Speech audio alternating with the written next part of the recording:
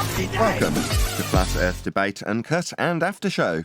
I'm your host Nathan Oakley, and if you are new to this channel, or you've not done so already, then be sure to subscribe, hit the bell notification icon and join button if you'd like to become a Nathan Oakley 1980 channel member and keep up to date with the Flat Earth Debate. If you would like to support the channel, there is a super chat that runs alongside each of these shows while they are premiering, and there's also a PayPal, Patreon, crypto and thanks button in the info box below the video.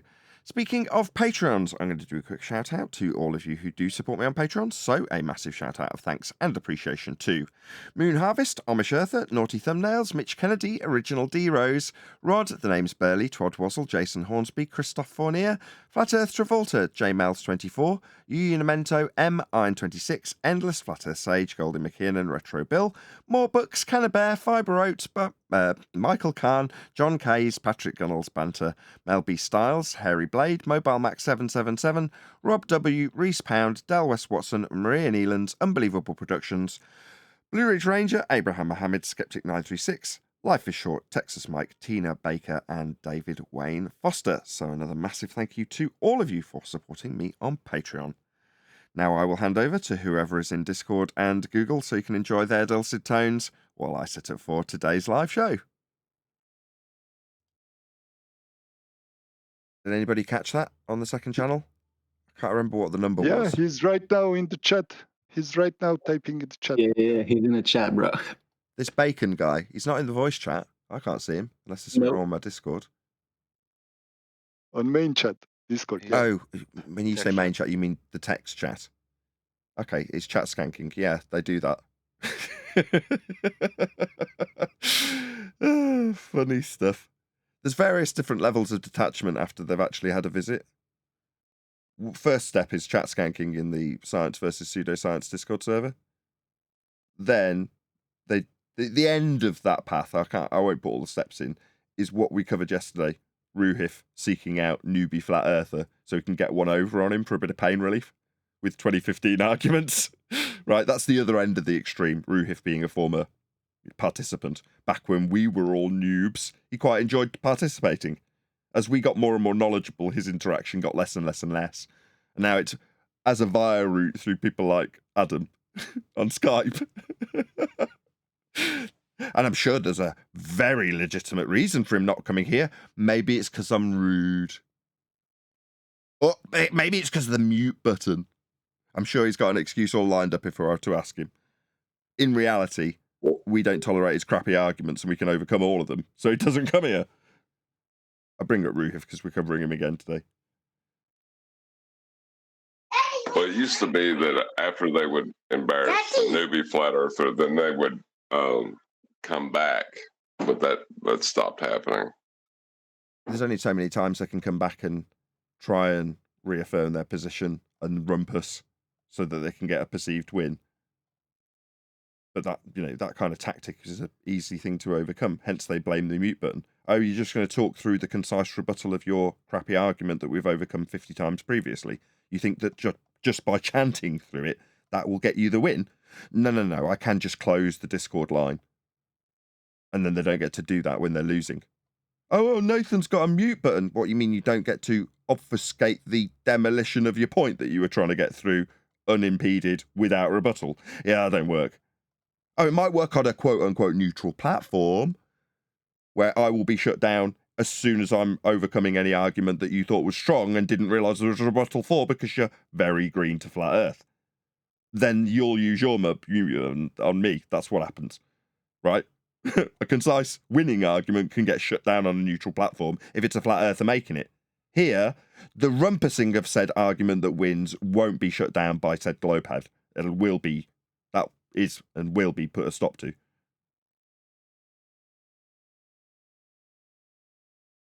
But they don't like that. No, we want to rumpus you. We don't want to hear the rebuttal. AKA, Nathan's got a mute button. I can't seem to find this Jeranism video. Has there just been a lot of activity in Master B? Yes, there has.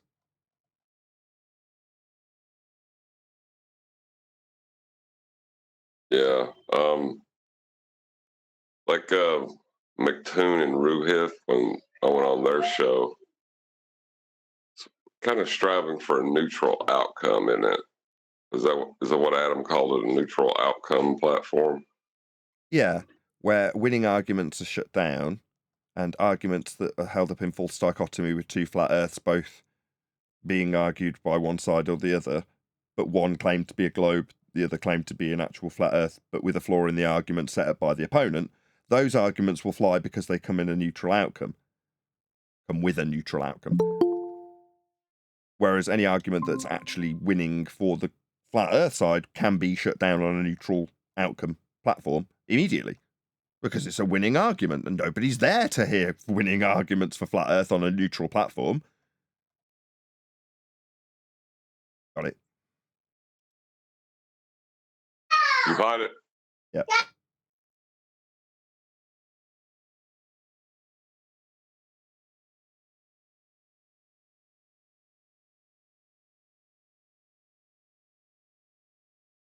I'm now lining it up on screen, so please feel free to chat away because otherwise there'll be dead air while I do this. I'm just not very good at multitasking.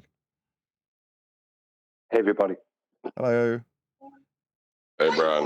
Right, I'm gonna donate that Mac to my tech guy because I'm sure he'll have a customer at some stage that will need parts. So he'll probably chuck it in the back of his office if you don't want it, Brian.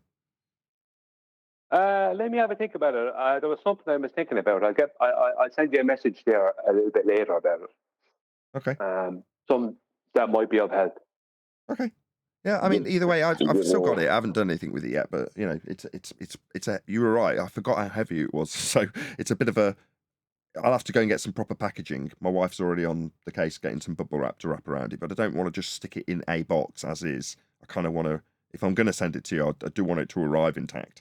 So I'll have to figure out how to get a box for it if you do decide to have it. But the fact that I haven't got all that, like I did for Arwen's monitor, I don't have all the bubble wrap and box for the right size to send it now. I'd just have to, rush it and it would probably get damaged. So, there's no rush, but if you do want it, that's absolutely fine. Just tell me and I will send it to you. But sooner rather than later, because whatever happens, I do want to get it out of the bedroom. It was in the garage, now it's in the way.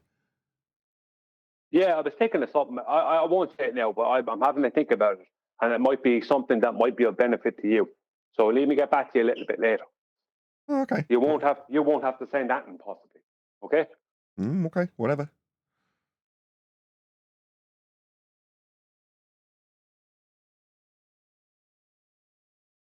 Are you talking about giving away a computer? Not really. It's like a mid 2000s Mac. It was in the garage because it was junk. It stopped working because of Mac or Apple stopping giving you the ability to use various bits of software, not because it wasn't a functional piece of equipment anymore. So it's just like, well, this isn't broken. What do I do with it? So it's like, well, it's not of use anyway. I'll put it in the garage. So then when Brian mentioned that he'd got a similar Mac that had broken, I'm like, do you want mine? I've got no use for it. And he said yes. And now he's changed his mind, or he's umming and ahhing. Either way, it's now almost my bedfellow as it's right next to me in bed, so to speak, on the floor. Well, I may as well just say it. See, my problem with my Mac, the only thing wrong with the Mac I have is the GPU, from what I can find out. Even when I described it to you, I think you said that sounds like the GPU, where the screen is failing, going pixelated, and lines are coming into the screen. And when it starts getting hot, then after about 15 minutes, the screen just starts freezing. I don't know if the same GPU is in both of those Macs. I think it's integrated onto the graphics, the CPU, though, isn't it? It's not a separate graphics card. It's just part of the chip. So, no, you can't just desolder you'd have to reball the chip, and you'd need equipment to do that. It's not an easy job. Yeah, it's not something I could do myself. Definitely not. What I'm having to think about it is to see if I could switch the power over. And if I couldn't switch the power over here successfully, would you say that your friend Craig could do it? And only as much as any other computer technician with the right equipment to do it. I haven't seen if he's got a reballing solder station, and whether or not he'd want to reball a chip that's from a mid 2000s computer is a different matter. But your local computer technician could do that. And because he doesn't know you, he'd just end up charging you the same as someone else would charge you, I don't doubt. Well, what I was thinking is, If I could see, my problem here in Ireland, right, is that in Ireland we have Mac stores in Cork, in Dublin and Kildare. Kildare is right next to Dublin, and up north, right? So I don't know if we have Mac stores anywhere else or Mac any Mac representatives.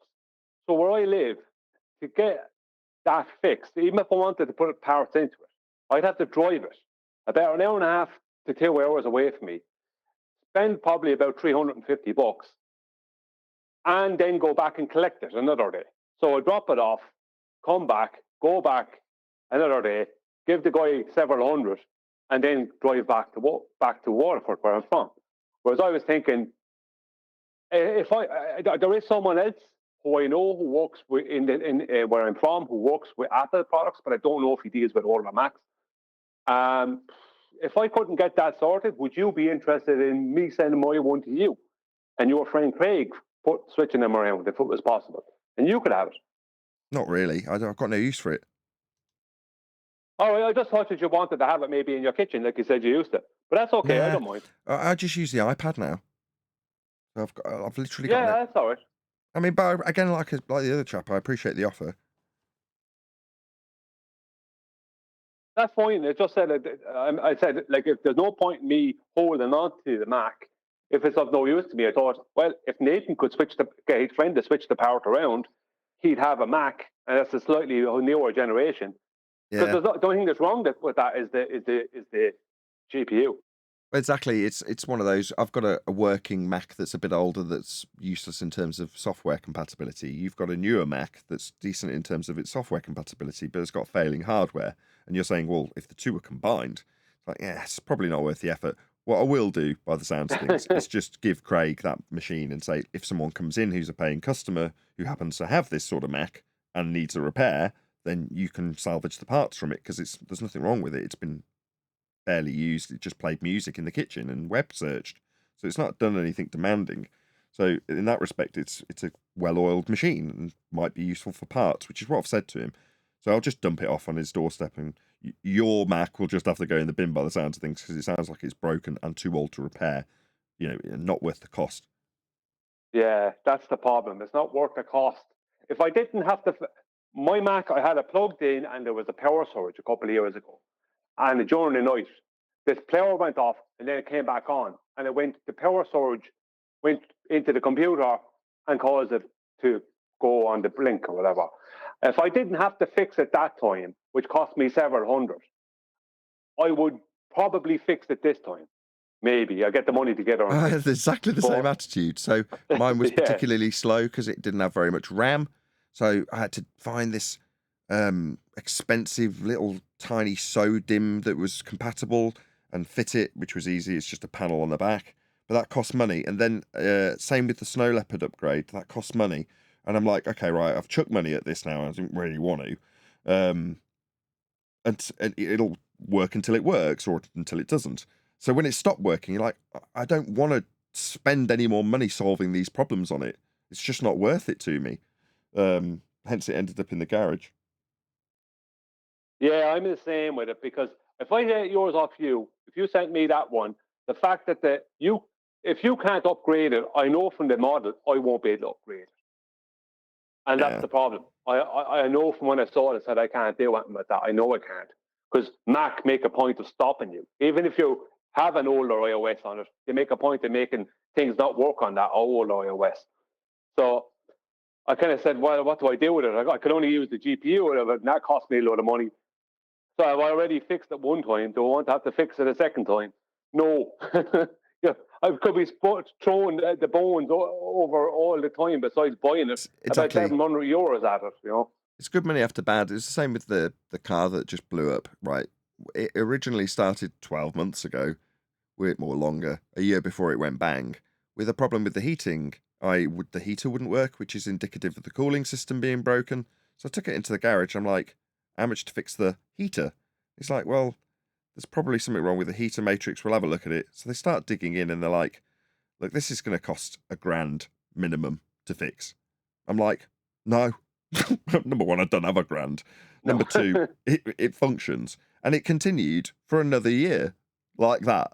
And you're like, I know eventually this car's going to go bang, but the intention was always to run it into the ground. In other words, I spent a couple of grand on it after buying it for 850 quid, almost wrecked for having failed its MOT several times and so on and so forth, and just sort of get it to the point where it'll last a few years because it's a Jap car, which I did. But then you reach a point where you're like, this is an 850 quid car. I do not want to spend any more money on it. And when there was like any major job, like this is going to cost £1,000, the answer's no. When it blows up, that will be it. Heartbreaking. I'd put new tyres on it when it did break, but there we go. That's life. Well, the way I see it with the computer is it's a 27-inch screen, and that's why I bought it, because I wanted the big screen. And the money it would cost me to fix that and to drive it to Cork and then drive it back. I'm sorry to cut you off. Yeah.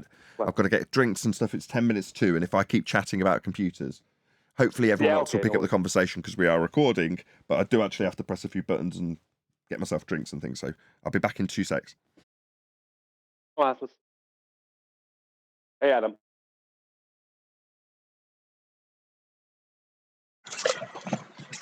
Adam is not responding. I bet you he's busy with a patient, customer.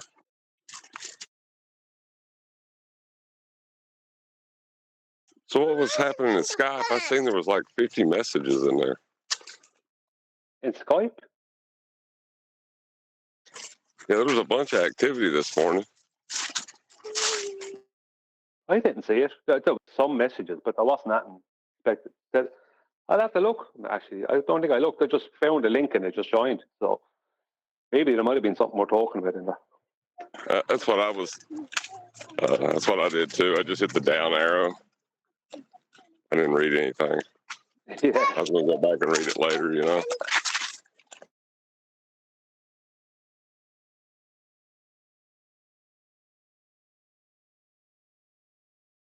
Yeah, down arrow all the time here. Well, maybe not all the time. But when there's that many messages to catch up with, you just tempting to hit that down arrow.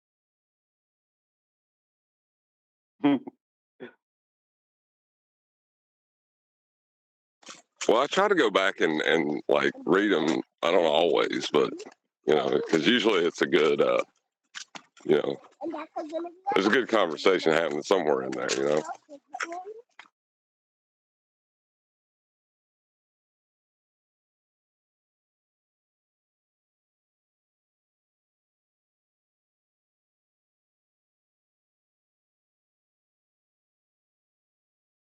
So I just had a look there. Sorry.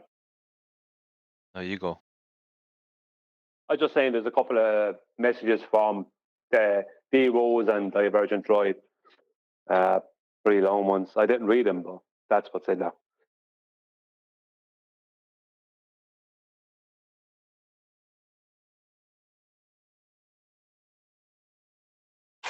D-Rose can write a long message, I'll tell you that. Yeah, he can. Yeah, good few paragraphs. I'm not good at that. Yeah, I need a paragraph at most. And more than that, and I trail out. You know, I'm not a reader. Yeah, he could write a book in like a couple hours. Yeah, I tend to not read the long messages. I just don't do it. As I said, a couple of lines, that's my max.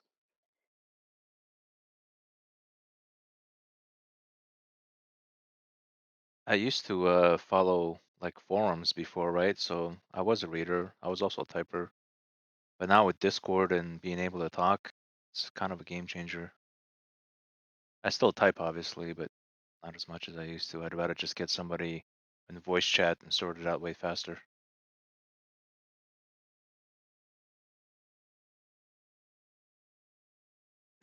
Yeah, you lose a lot in context and everything when you can't hear like the timbre of their voice or their inflection they put on words.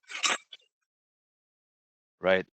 And especially with me, it seems, because like I can be pretty blunt and to the point, and unless you like hear me and hear my tone and see my facial expression and know me, you can kind of misunderstand me, it seems. I know what you mean. The people might be thinking that you're being aggressive when you're just being like straightforward kind of. Right.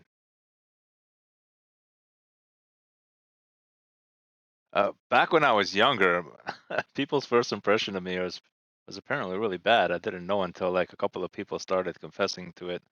It's like back when I first met you, and they say some unpleasant things.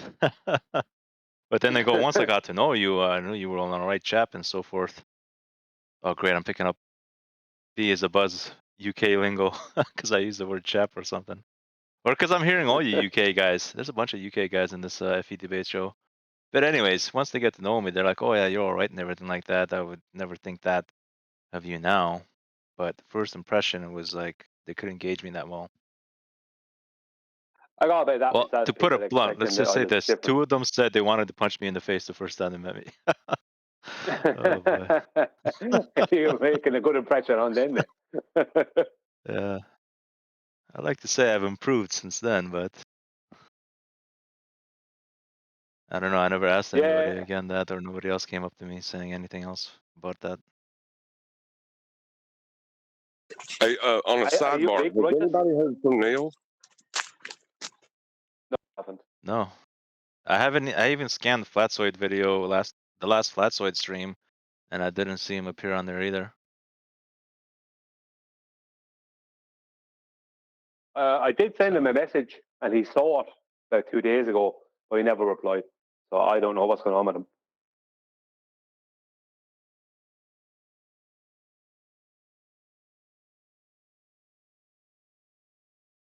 yeah, I don't know either.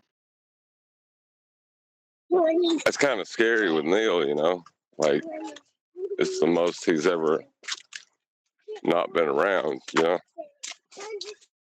I was wondering Yeah, I about didn't. chocolate yesterday, and then in pops chocolate out of nowhere. I'm like, oh, okay, well, that solves that. I didn't really think much about it when the week of Nathan not having the show. Although he didn't pop up on QE Live, and I was like, right, that's kind of strange.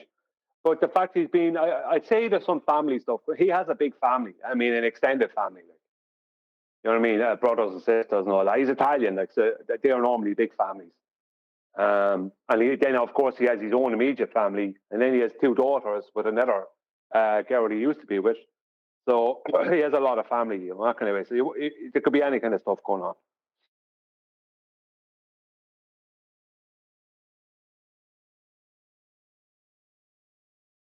What's it been? A week since he's been in communication? Dead. Definitely dead. He's not dead. No, he's not. Definitely. He did see. It's been over 2 weeks, hasn't it? It has been Dead 2 and weeks. I buried. might give him a call or something. I don't know. What if he was in the government, like in the witness protection program, and being on FED, like blew his cover? Yeah. let's figure out the most elaborate story we can come up with now. I mean, I tried to push it to that over-exaggerated extreme by saying he was dead, but also he could be a CIA informant blowing his cover on Well, Flat Earth debate. That's right, John. Neil deGrasse Tyson might have gone round to his house and kidnapped him. Taking a big stick to Right, him. because he was in constant communication with Neil deGrasse Tyson, being on this show, blew his cover, and his old friends, with the quotation marks, had to come and take care of him.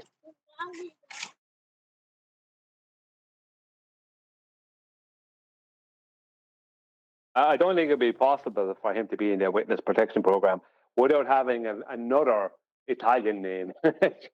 There's no way he could be Tom Johnson. Do you know what I mean? From Iowa. It's just not possible. You know what I mean? He could only be Neil Cosentino from New York. And how could he not be? You know what I mean? Well, that's what blew his cover. He wanted to be himself. His cover name was Tom Johnson. That's a Tom Johnson.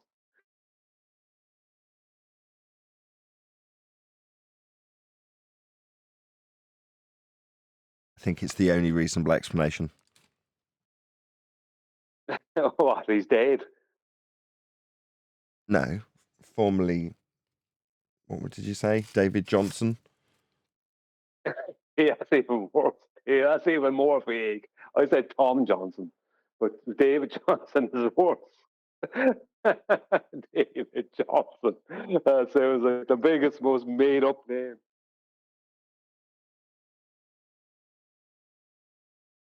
Sounds legit. I think that's the reason he's not been around. Should we go with that? Is that going to be official? Now, we're going to go live shortly.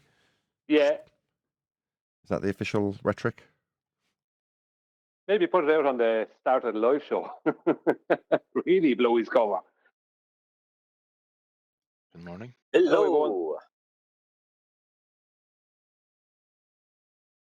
Hello. Well, it's good to be here. Rounding out this week, although I don't typically like to mention the day, I said it'd be about a week of faffing around with computers to get them back on track after a new installation of Windows and all the software used to make this show put on fresh. And true to form, it's still giving me grief right at the end of the week, but I'm hopefully winning, having installed some new fan software that won't let my graphics card overheat. As much as it's a lower powered unit, it can still overheat, as I found out beginning of the week. Anyway, let's do a bit of housekeeping. Any evidence of a physical geometric sphere edge, that's a horizon, formerly known as Earth curve. Well, they don't reference it in celestial navigation. No, they don't. No. What they do reference in celestial navigation is the horizon. And the horizon gets called, quote, the horizon when globe believers or anti-flat earthers make their arguments for a physical geometric sphere edge. That's Earth curve. Now, when they say horizon, they mean Earth curve, but they don't explicitly state it because the horizon isn't Earth curve. But so long as we all, as discussing it, understand that when the word horizon's used by a globe believer, they mean Earth curve. It isn't, but that's what they mean. They just don't say Earth curve. They say horizon. Like, obviously, the horizon's the edge of Earth. Blocking your view in that. Yeah, they tend to sit. It's our curve, but it's not physical our curve. That's since January It 1st, doesn't. 2020. It doesn't look curved, does it? The horizon never looks curved to me. Looks quite level. It's defining a physical geometric principle. That would be horizontal, utilised physically in our world, daily. Derived by being parallel with the plane of that specific thing, the horizon. It's where you get the word horizontal. Horizon. Yeah. As Bev says, all horizontals are parallel to each other, and all horizontals are parallel to the plane of the horizon. He came in the chat the other day, and I gave him props. Well, to be more accurate, I pointed out that you gave him props. And he couldn't quite understand what was going on. I'm like, yeah, we're complimenting you, Bev. Your knowledge in this example is exemplary and correct. He's like, all right. He didn't quite know how to react. It's like, yeah, we don't just we're not just critical of things you do wrong. We will definitely praise you when you do something right. Yeah, I don't think he was expecting that. I think he's expecting an argument all the time. Yeah, I don't think he realizes that we actually do recognize the work he does. Yeah, there's a lot of it about. The same goes for Jaren, right? I think Jaren believes, for some reason, we don't know what the motivation is. We've all speculated. Bob's death being one of the highest speculated about thing. But nevertheless, whether the cause is as a result of a close friend of Jaren's and a colleague in some respect for me dying has any influence on him being a total shit to me in terms of claiming I'm a scammer and basically bad-mouthing me generally for absolutely no reason. Or the reasons he's given have been taken to pieces and pulled apart, debunked as being legitimate reasons to claim someone's a scammer, namely science not proving things when that's all it does. But nevertheless, you know, there's people out there that just don't like us. Now, I say me, it's nice to throw it out and have a panel to blame this and share this with. They hate all of you, not just me. Well, I expect that because it is the whole group that is disliked. If they had to pick one person, it would be you. Maybe, as the ringleader. Or quantum You or eraser. QE? Yeah, exactly. Is the fountain of knowledge quantum eraser, or as me as the ringleader? But there's exciting stuff at the moment. We're going to be developing all roads lead to a flat Earth into a housekeeping question, because that is, for me, a very exciting development in 2023. That is to say, we were all scratching around on those back roads underneath Route 90 before it was built. And just yesterday, John was asking me, well, I can't remember who it was in reference to, but it's like, well, did they make that argument before Route 90 was built? Now, so we're not just telling in-jokes, so to speak, or referencing things that people may not understand in the audience. Route 90 is the assertion that any globe claim that is being made will come with a side order of a requirement for a flat Earth. From now on, that's Route 90. So Route 90 being all planes being parallel with the horizon, essentially. That's why Bev's getting high praise. And you can't have those geometric principles employed for a globe unless you have a flat Earth to measure in the first instance. And it's always being measured and utilized in order to infer that you're on a globe. As amazing as I honestly would say that is the most amazing revelation that we have had in our career in flat Earth. To me, being able to concisely summarize how the globe is based on a flat Earth. There couldn't be a stronger argument. What's that? You believe in a globe? Well, then ultimately, your faith is based on a flat Earth measurement. Good for you. Nice that you can reify that conceptualization that's come out of a measurement from a flat plane to describe how the stars behave into you being standing on a ball. But ultimately, it's all based on flat Earth measurements. Here it is. Here's the dome around you representing the stars, and here's the flat plane with all the angles described to it. It's as simple as that, and the globe has that as its basis, as its heart. It's the foundation for the globe.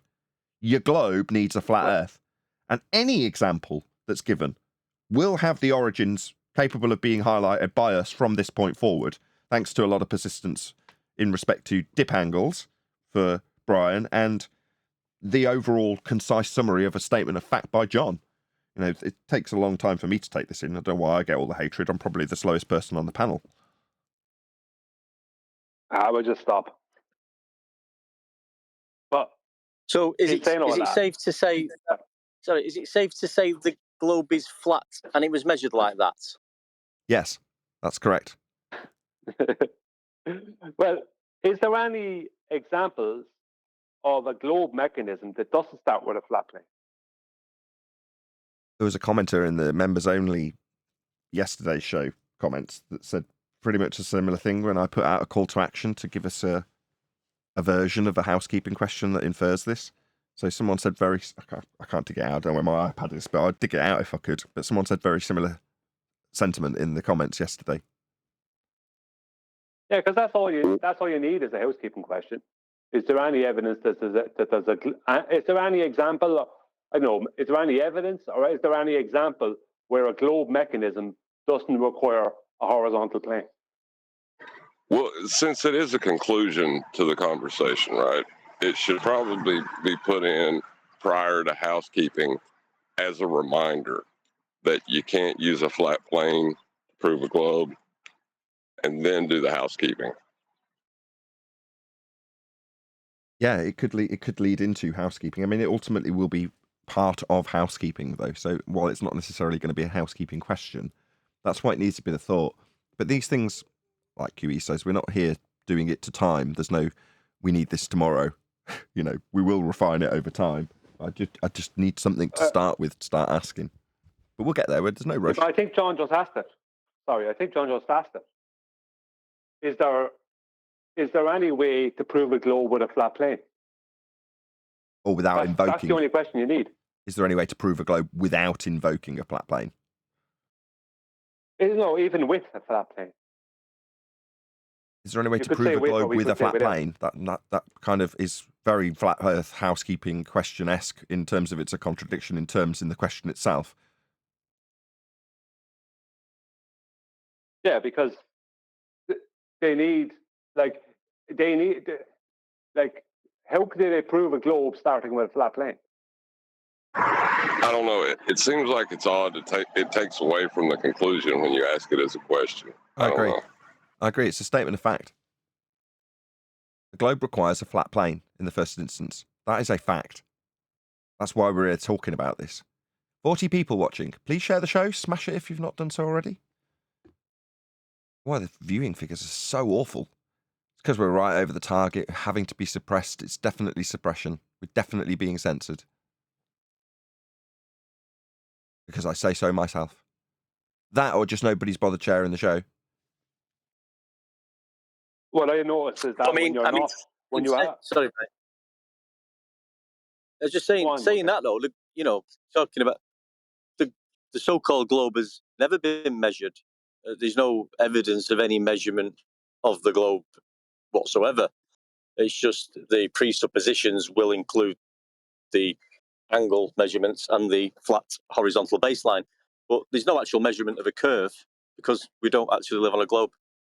No, there's no measurement of a curve specifically. The radial derivation taken off a flat plane with Polaris, for example, is a measurement, but of a flat plane. It's not of a curve. You know, superimposing the arc of the protractor to be the surface you're not standing on and calling it a globe is the arc of the protractor as opposed to a measured curved surface, which we do not have. Absolutely correct. Go ahead, Brian. Yeah, is there any globe measurement that isn't horizontal? Is there any globe measurement that isn't a horizontal? Yes, there is no globe measurement. Maybe that's the question. Is there any globe measurement? Yeah, but we need it to reference somehow back. We're getting further and further away from referencing it back to you're going to need a flat Earth for that, in all respects. So, you know, any evidence that you can try and assert the Earth is a sphere without first invoking a flat plane specifically references back to you're going to need a flat Earth for that,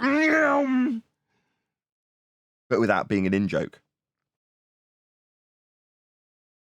Yeah, I suppose you could. I was thinking if you said, is there any globe measurements? Someone who could come along trying to show you a globe measurement and you could point out where they require a flat plane. Maybe it's not what you're looking for. They'd be utilising differential between eye level and surface level and giving an angular representation and hijacking it to call it stuff that gets smaller moving over a curve. That's what they'll do. But they'll say that's a measurement of a curve. Like Ruhiv did. We'll get into the video shortly, by the way. But yeah, you know, he'll say, you wanted to see curve? Here's Lake Pontchartrain. All right, so you're saying that this stuff moving into the distance is actually curving around a sphere. Okay, no, it isn't. Hashtag shit shrinks. But that's just a visual, isn't it? We're after physical Earth curve measurements, which there is none of. Oh. Righty. Yeah. Go ahead, Brian. Is there any evidence?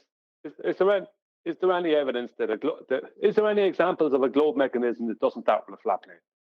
Yeah, I like that it. Kind of is. Just needs a little bit of refinement. QE will come in a minute and tell us how you can't have a horizon on a spheretard or something like that, and tell us that we're not getting it, and we need to understand its consistency that it's already got, that he's already given us. But I've already forgotten it, which means it can't be that great.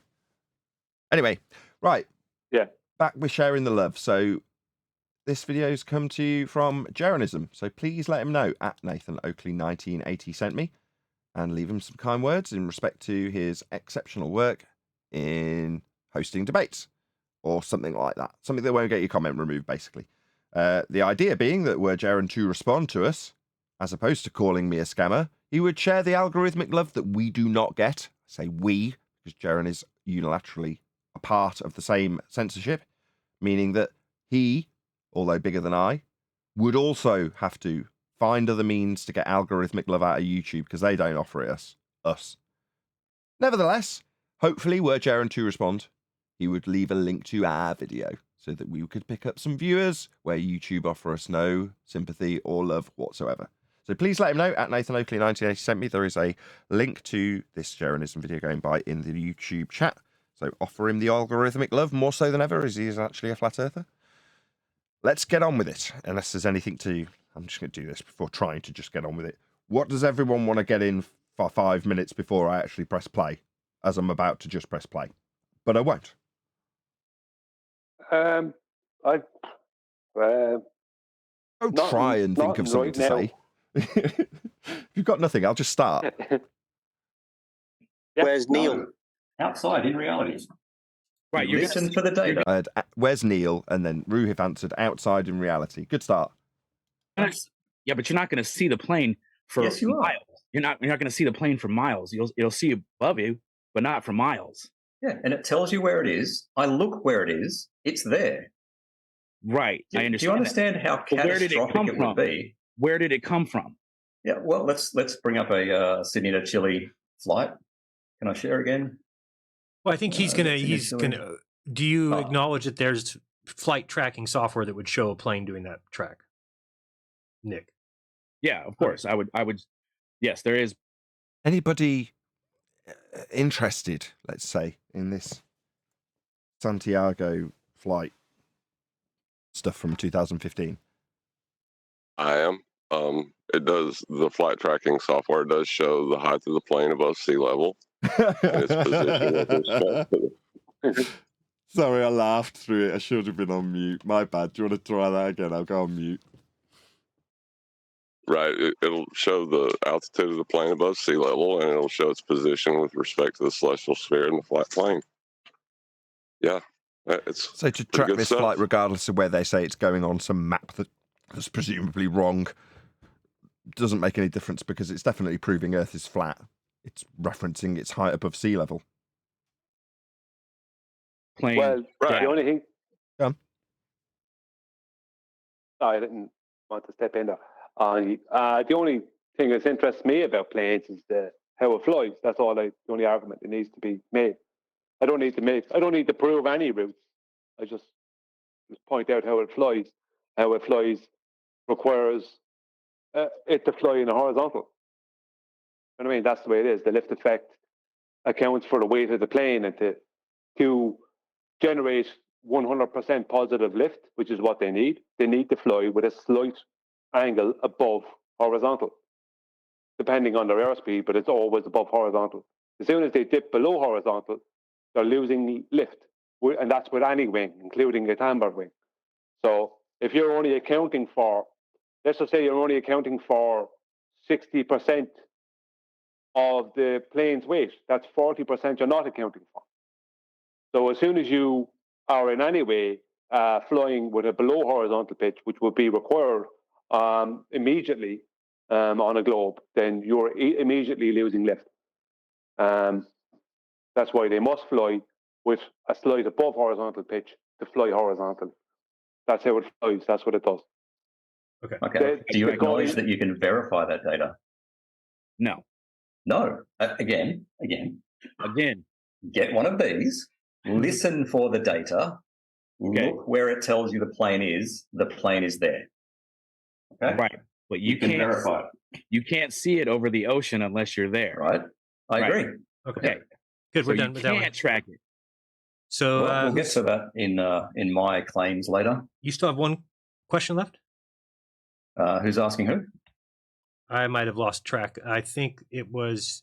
Oh, that was me asking that one. Oh, so now we're on to number 3 for Nick. Yes. When you're ready. Okay. Why is it the higher we go, the stars disappear? Good. What? Higher we I don't know go, what the hell that means. stars disappear. What's he talking about? Anybody know what he's talking about? That does, no. It's a malformed question. He might have. He might be talking about something correct, but the question is malformed. It doesn't make any sense. Right, let's share. Oops, another one. Hang on. Unless he's talking about with a high altitude balloon. The thing is, though, he's just doing a globe thing, talking about lights in the Am I sky. sharing? Yep. You There know, we go. when we're trying to talk about The answer is they don't. So this is a flat earther named Dwayne Kellum, and he sent up dozens of weather balloons. And the title of this video is literally "I See Stars." Fair point. Yeah, I was going to say that. I was going to come back in and say that Dwayne Kellum did film stars from way high up with a balloon. Yeah. What does that prove? Yeah, That that you was can what I see was going to say. stars with altitude. Took the words out of my mouth, John. And this proves what? So the answer is they don't disappear. And where is he at? What altitude? That is What is this proving or disproving? Why are we arguing about this? Is this red herring, non sequitur? What is it? 36,700 meters, 120,000 feet. Okay, well, we have several balloon videos where they're not there. Okay. Even the Go Fast rocket, like you can see the moon, but the stars aren't there. I can achieve that here on the ground. So what? Yeah. He's just disproved it. Why are you even continuing to argue? I don't really get this, but there we go. Okay. So on the screen now, what tends to be the case is that these cameras that you send up have an automatic exposure, right? So the camera Proving or disproving what? Why are we even arguing? Is this what camera debate? Who cares? adjusts the exposure. And if you have the moon in shot, like you just said, Earth is a globe? Is that going to be your conclusion? Let's see what he says. it will overpower the stars. The camera will adjust the exposure down so you don't see the stars. Proving that the Earth's a globe because... Disproving the Earth's a globe because... Proving Earth's flat because... Disproving Earth's flat because... Sorry, what was the point of this? No, I'm sorry. I won't I have accept no that idea. answer. They Okay. disappear. So again, They I've disappear, shown you man. stars. I've shown you stars and you reject them. You show me. Oh, so Ruhif's going to take an inferred win from this? So what, you showed him something and he denied it? Yeah, what he's saying is, as an individual, the guy's a bit of a numpty and doesn't realise when he's wrong. Yeah, that might be the case, but you're in a debate to prove or disprove the nature of our reality. There's something fundamentally much more important than whether this guy can concede or not. And this was a total non sequitur. It had no validation for anything. It was useless. But what, you're going to take the perceived win from it? Man, you're really scraping the bottom of the barrel for pain relief, aren't you, Rufy? How many stars at 120,000 Well, feet? what's happening there? Sorry, Nathan. What's happening there is Ruhif has presented and will present absolutely zero evidence for a globe. But what he will do is he'll have his facts somewhat correct, more than the other guy, and he'll show the audience, whether it be a new audience or a naive audience, give the impression that this guy is either inept or dishonest. And this guy represents flat Earth. No, I totally get You know the what I mean? MO. I'm smarter than this Character guy. assassination. I believe the world's a sphere, and look how much more right I am about stuff than he is. That's it. You know, at this point, I think I could go on Jeranism's show, not ask a question at all, and just give one sentence rebuttals and win. You're going to need a flat Earth for that, being the one sentence rebuttal. Well, maybe two sentences because I'll have to explain what they're doing and then explain why it needs a flat Earth. So, yeah, 2-sentence rebuttals. A bit like you've been doing pretty well alongside this video, which is to point out, like you did with the elevation of the aeroplane, that that's going to be in reference to a flat Earth. So who cares about everything else that's argued about? It's flat Earth proof straight off the cuff. Deal with it. Go a little higher. Can you not see stars when you're on the ground? Yeah, you can, but you can't see them, in the cities and stuff like that because of light pollution. There's no light. Daytime law, again, exposure. Okay. Yep. Right. That's Okay, the you answer. got your Even last. near the grass sites, and so they couldn't see the stars. You are standing on a hill north of Allo, France, which is 333 meters elevation, looking at. So we already know the MO for this little trick that Rufif's done within about one sentence. So he's going to give you a value in feet or meters that will not change with distance. Hashtag shit shrinks. So he can utilise his begging the question, proof of nothing, perspective hijacking Earth curve calculator to infer that when hashtag shit shrinks, it's actually going around the curve of an Earth when utilising the derivation or difference of eye level and surface level in his maths. So he only needed one sentence. Yeah. One sentence. And we already know what this trick is, don't we, Rufy? Pathetic. Yeah, but how do you get the height of that mountain? Off a flat plane. Yeah. Yeah, so the minute he invokes height, he's done. Well, he's also going to see what he's going to claim is that it's being blocked by a. I'm sorry, Brian, to cut you off. I can't help it. When I've got a grin this big, I've got to share that. Yes, thank you, John. That's right. Me, I'm still on the back roads, aren't I? You're still whizzing past me in your Lamborghini going, you're going to need a flat earth for that height of the mountain. I didn't get that. I didn't point that out, did I? John did. Needs props. It's been given. Go ahead, Brian. Yeah, I'm just saying, what is this mountain, Mount Canago, I suspect he's talking about? What is it going to be blocked by at the bottom? Will it be a physical geometric blockage of Earth curve, or will it be a claimed refracted blockage? Do you know what I mean? What is blocking the bottom of this mountain? That's all I'd be interested in. Regardless of which one he says, is if he were to answer, you're going to need a flat earth for that physical geometric sphere edge horizon marked with an X and labelled horizon in the begging the question proof of nothing perspective hijacking earth curve calculator, as it's a differential calculation between eye level and surface level. Therefore, you will require a flat earth regardless of how he answered that question, Brian. Yeah, I can do it too, John. Just need a bit of prompting. Yeah, I was about to go there. Good job. Canago, 2,785 meters elevation, and it is 265 kilometers away. Assuming a flat Earth, how much of Canago do you predict is blocked by the horizon? So did he make a claim that utilised a flat Earth calculation for distance to horizon? There is no such beast. This is a burden of proof reversal fallacy. Second time Ruhif's done it. So what? The onus of claim is on Ruhif to prove that the geometric limitation is proving his sphere Earth. And what's he done? Asked how it would be based on a predictive calculation the guy hasn't offered for a flat Earth. What the hell? He's, in essence, he's asking about the physical blockage of the flat plane. Yeah. Did the guy make a claim about the physical blockage of a flat plane with a flat plane physical blockage calculator? Like you've got, Ruhif. We identify it as such.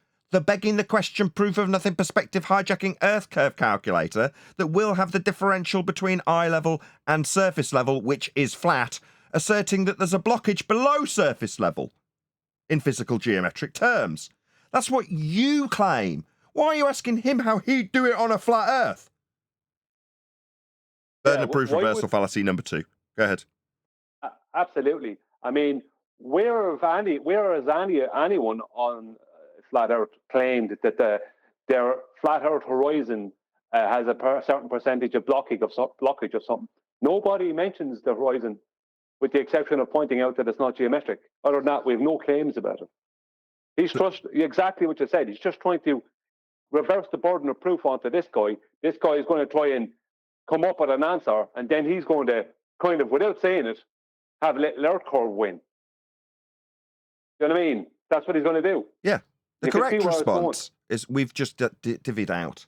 I did not make a claim about this, number 1. Number 2, you do have a claim about this. Why are you flipping the burden? Prove you're begging the question. Proof of nothing perspective hijacking Earth curve calculator is nothing more than a differential calculation between the flat Earth surface level and the eye level you've risen to in altitude.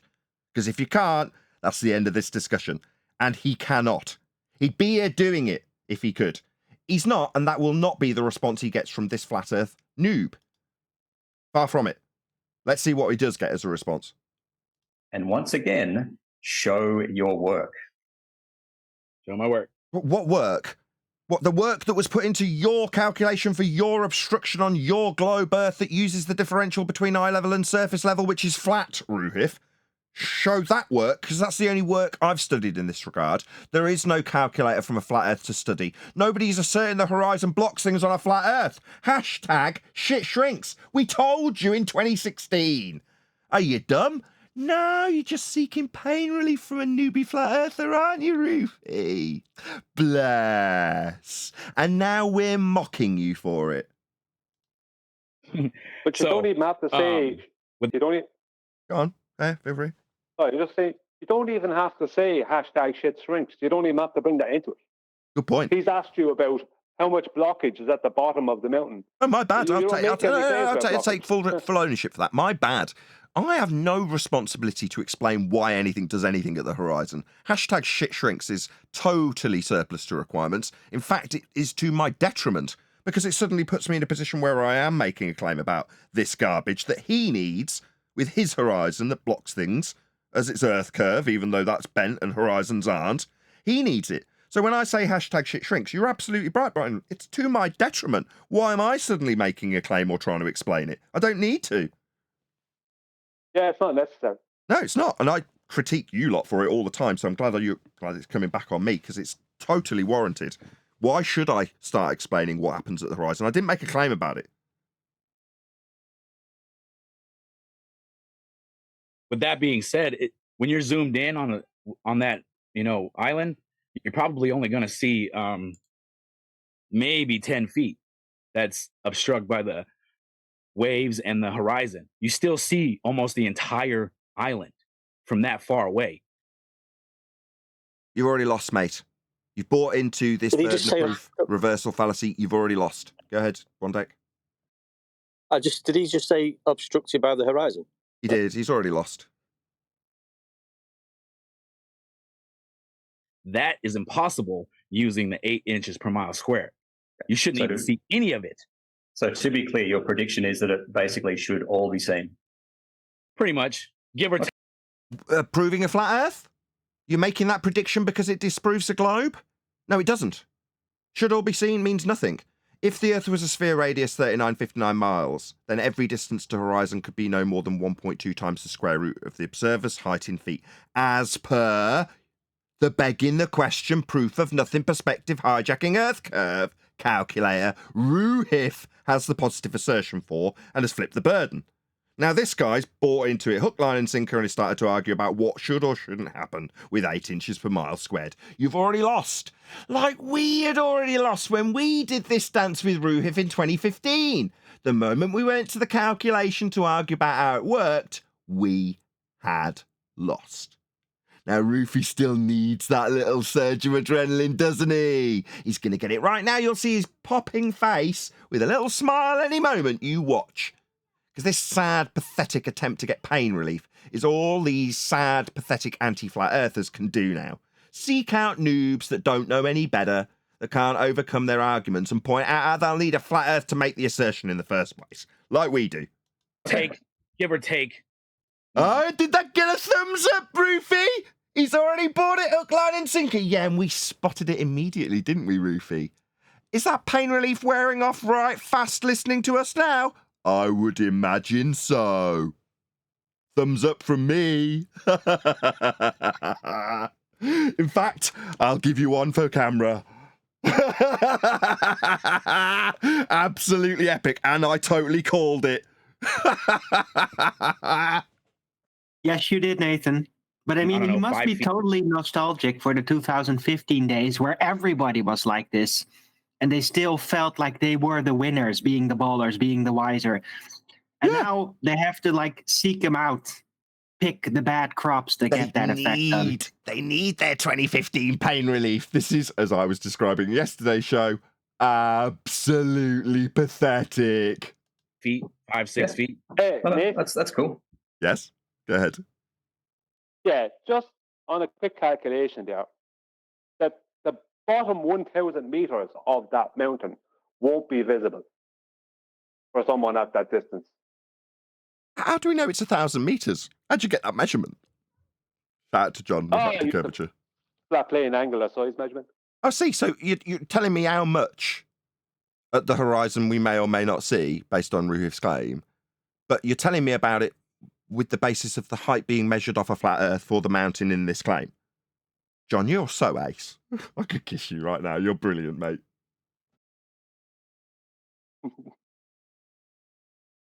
Any more, Brian? Or is that it?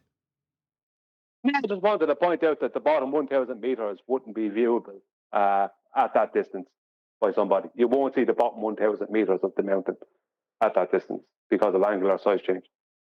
The angular resolution of the bottom 1,000 meters wouldn't be possible. Okay, I mean, you've already disclaimed that I shouldn't do this, and I'll, notwithstanding that this is a positive claim that we would be making in terms of the the differential between the surface and the eye level, which is the very thing that's been hijacked. So in other words, the limitation of the angle against the deck would mean that you would infer that the bottom, whatever you said, 1,000 feet, wouldn't be capable of being resolved.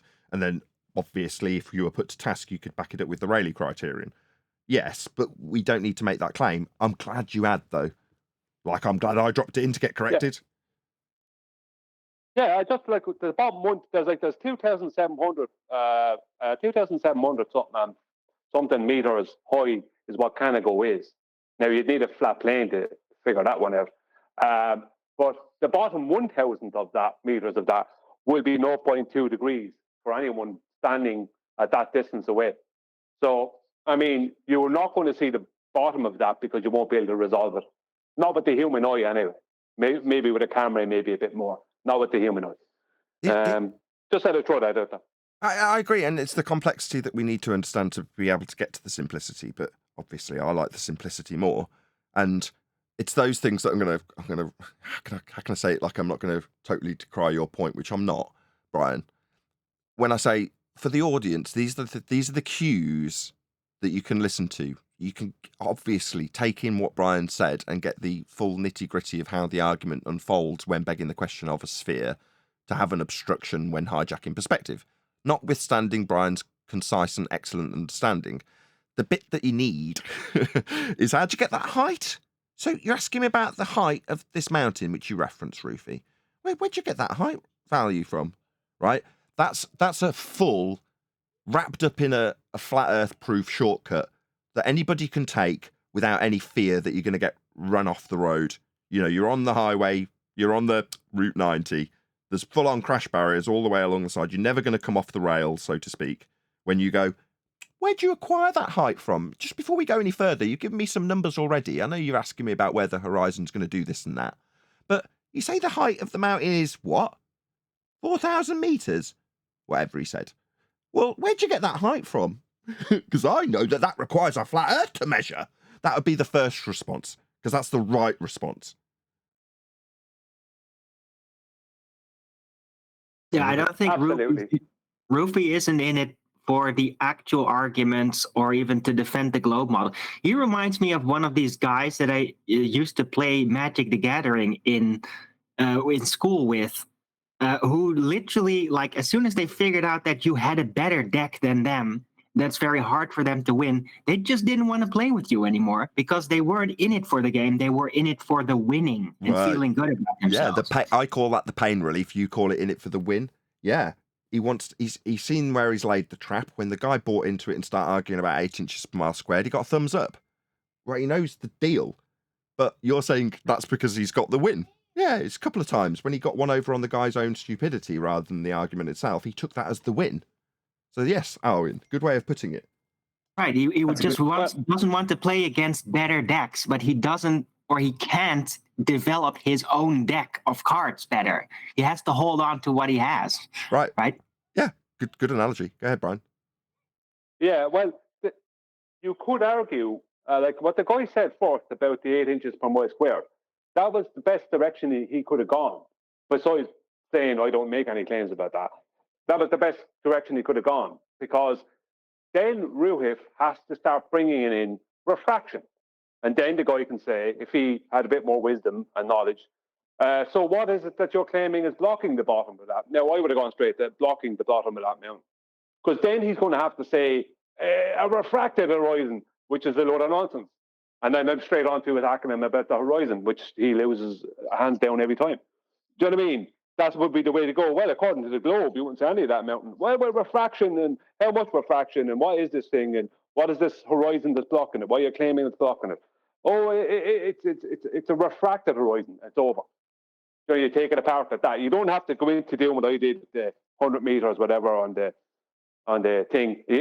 But you can just go, I'm not making any claims about it. But if you want to take them apart, you can go straight to the Oracle calculator and say how much of that mountain will be viewable on your globe. And then when he tries to add in refraction, you can ask him about, so what is blocking the bottom of that mountain according to you? What is that horizon? What is the horizon? Which was my first question anyway. What is the horizon? For the first time, it's not in joke, but to Ruhif personally, if he's watching this, how's that geometric horizon working out for you, by the way? Just maybe leave me a comment. Or alternatively, Roofy, let Jaron know at Nathan Oakley 1980 sent me because we were watching you. Good prediction. Thank you. I was actually going to say at the start that I'd be shocked if you gave a prediction for that. But you said 0, or basically 0. Yeah. Cool. No, I said about 20 feet. Yeah. But Okay. of a 9,000 foot mountain, basically 0. Do I have background noise at the moment? Right. Not that I hear. I don't hear you. Okay, cool. Yeah. You might hear my son too. I hear him screaming in there.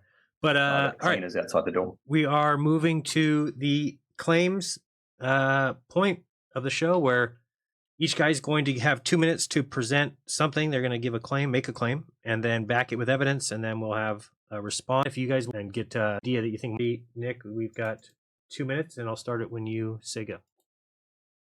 Am I showing my screen now? 20 Yes. feet. Okay.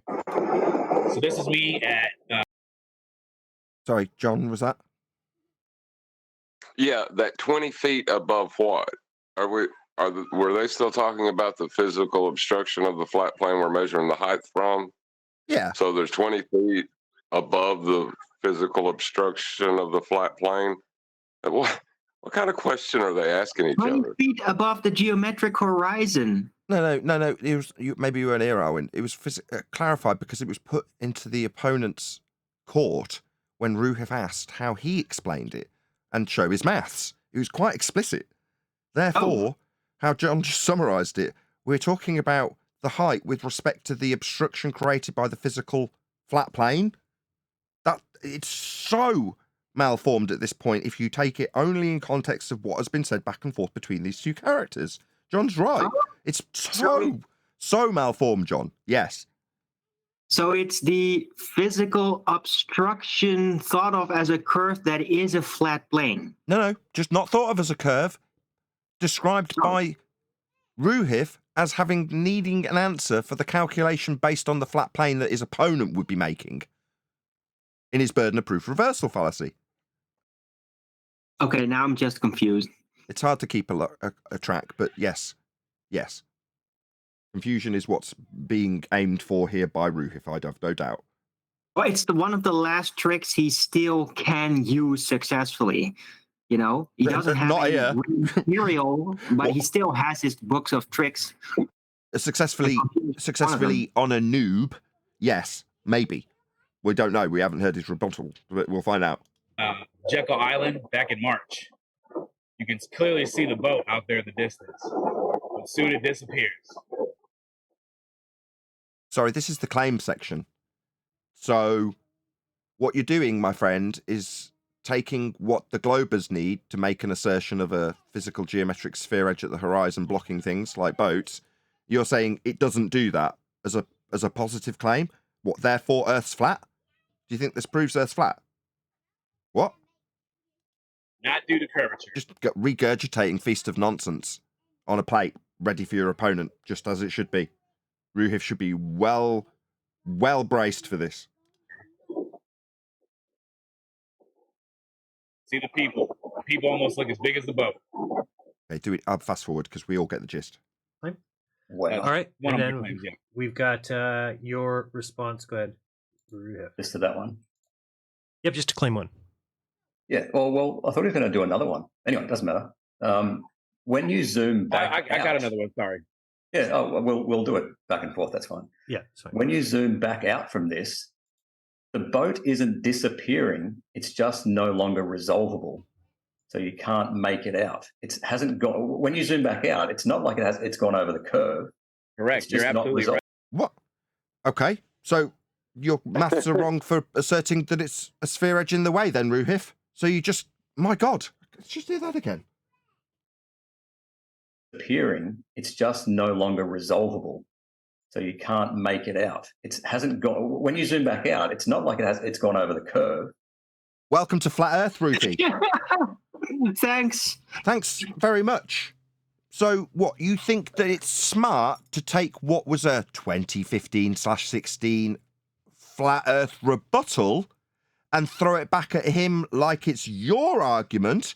No, because when we hear you tell him that it's just not resolvable in the camera as opposed to going over the curve, we'll say, yeah, that's right, Rufy.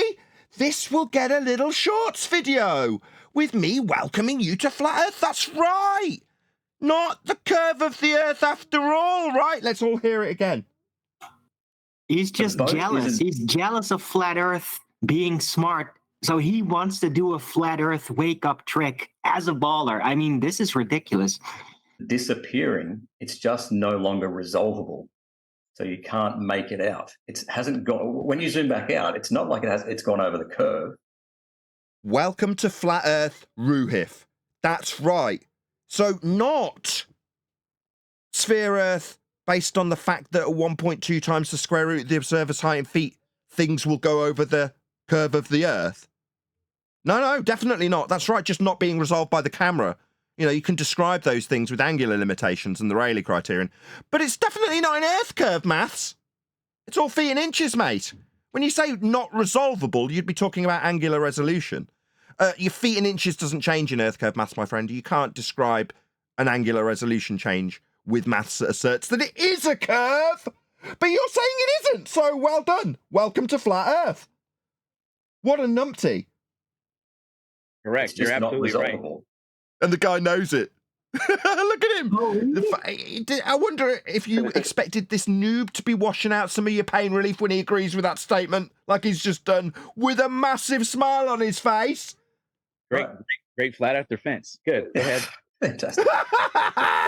So Yeah, even great the defense, new Ruhi. trick- Yeah, it's not the curve, it's just not resolving in your camera. What a wonderful, wonderful defense for the globe. You complete idiot.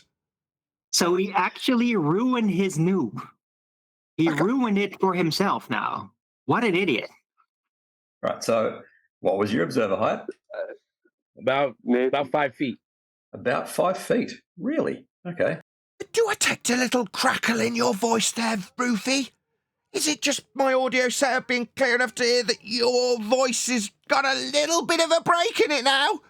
Like a little lump in your throat? Yeah, I would hope so.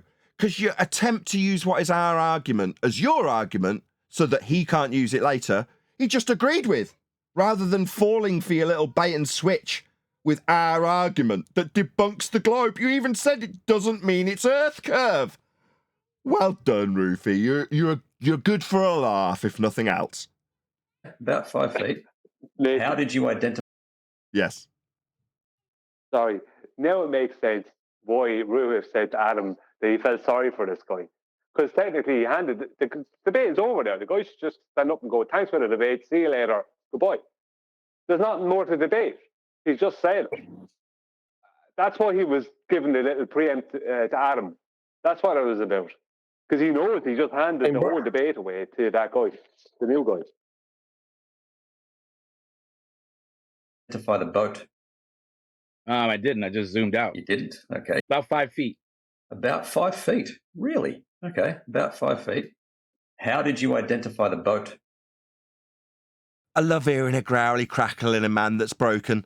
I love it, Rufif. It really brightens my day to hear your voice with a little lump in your throat as you respond after you failed miserably to throw our argument back at this noob. He just agreed with you, leaving you sounding like that.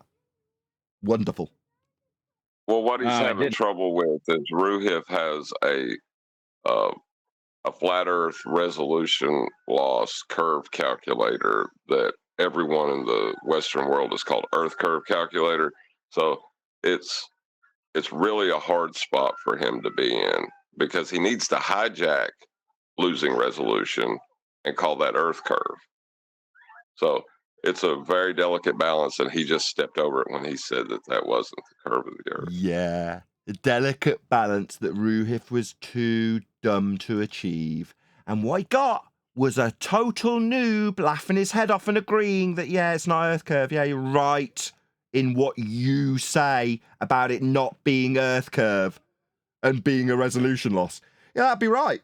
Yeah, and that's exactly how the trick works. So finding that balance where you can hijack perspective to call it Earth curve. You know, it's weird us describing this because we titled it exactly that.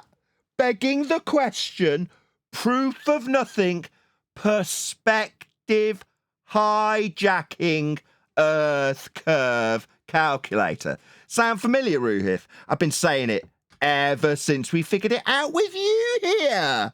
That's its title. It had a subtle alteration along the way.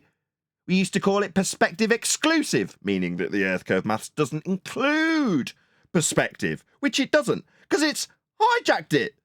Right, Rufy? I'm sure you've heard me say it many times. You just wouldn't want to hear it live, would you? Slowed down. You wouldn't want that, would you? You'd leave a very big lump in your throat, like the same one you had here, with this dude. Right. So Nathan, it seems like he tried to do like a briefcase switch, but the guy that he was trying to do the trick on literally spotted him doing it, and he's now like smiling, embarrassed, pretending like nothing happened. Is that it? Yeah, bless. Did you not get away with switching out perspective for Earth curve, Rufy? Oh, never mind. I'm sure that was lined up to give you quite a big dose of pain relief. And instead you were left with a little lump in your throat with us laughing and mocking you. How wonderful. What was that you preempted? We shouldn't pity the guy. The other guy, your opponent? No, Rufy, we're mocking you. Very much mocking you, Rufy. Nice gravel in your throat there. Nice, nice. Didn't I just zoomed out? You didn't? Okay. Didn't identify the boat. How far away is the boat? Who knows? Who I knows? didn't. Who cares? It's not Earth curve. Who cares? Who knows? But you, Who knows? It's just not resolvable, though. It's not Earth curve, Rufy. You lose. you just defended the flat Earth, so thank you for that. Okay. That's right. You lost. Loser. Were you there for the perceived win when you showed the other guy to be a numpty with the stars being visible? Yeah, perceived win. That was an actual win. With his opponent, you, the globe-believing numpty Ruhif, telling the audience how it's not Earth curve. That's an actual win that he's now wallowing in for a live audience, Ruhif.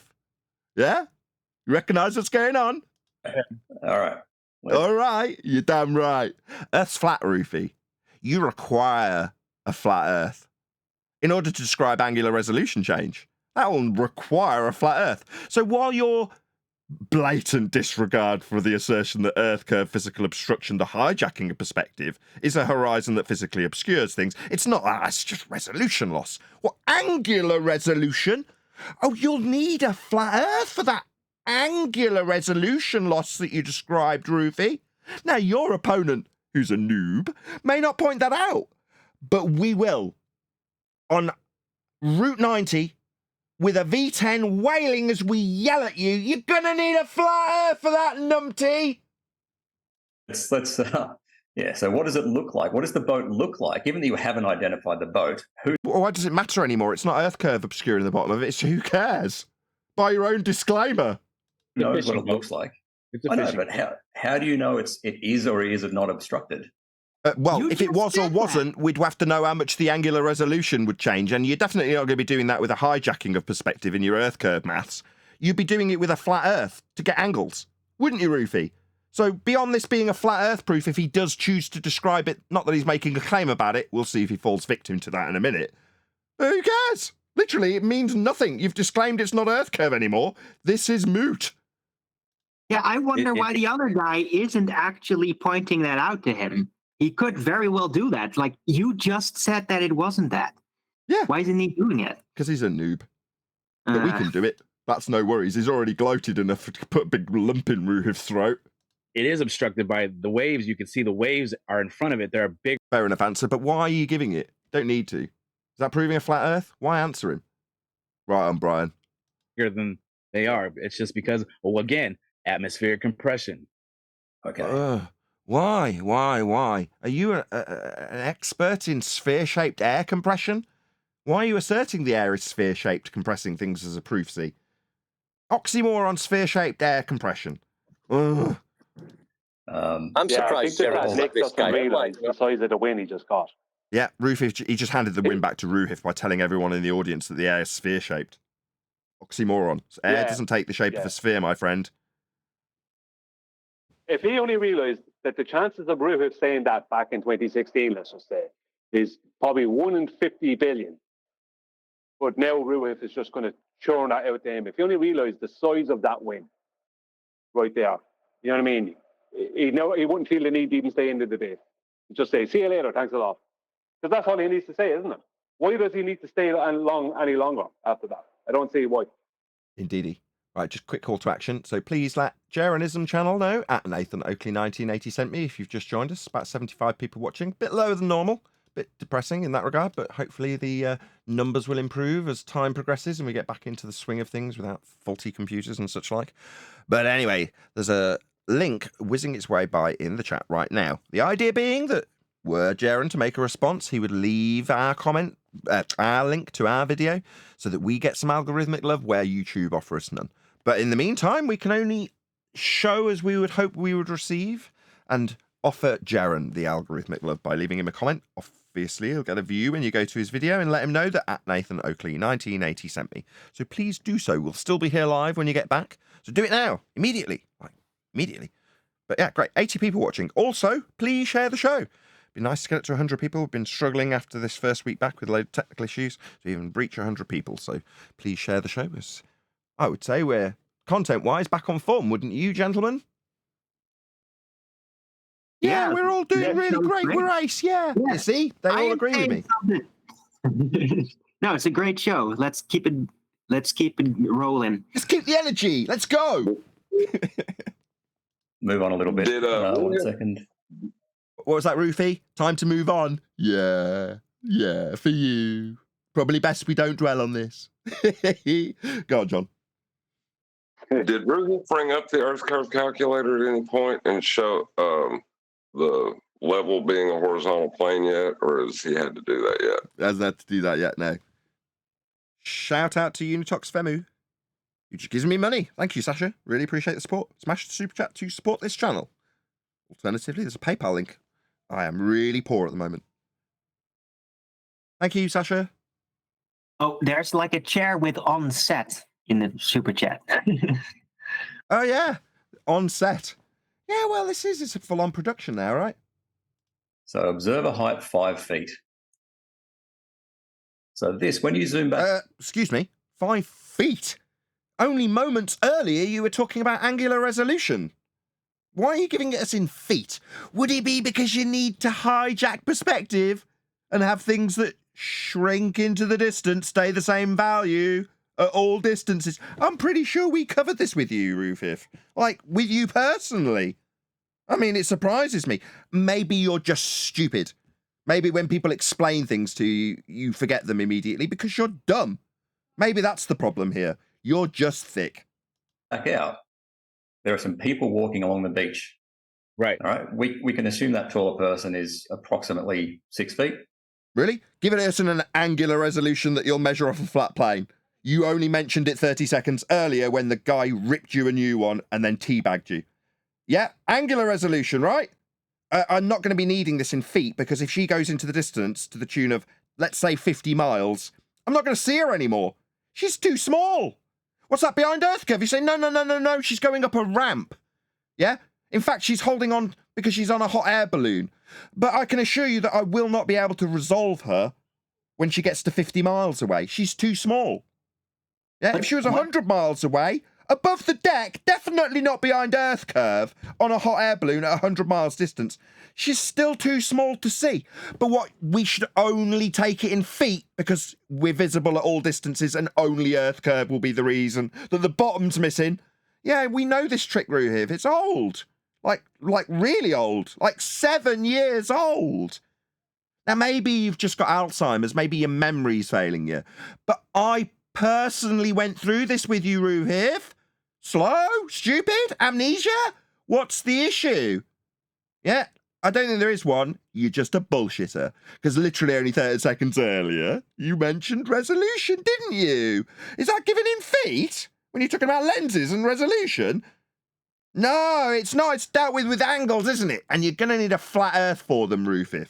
That's why you don't come here. Yeah? You need your pain relief from this guy. Let's see if he falls for it. Whereabouts?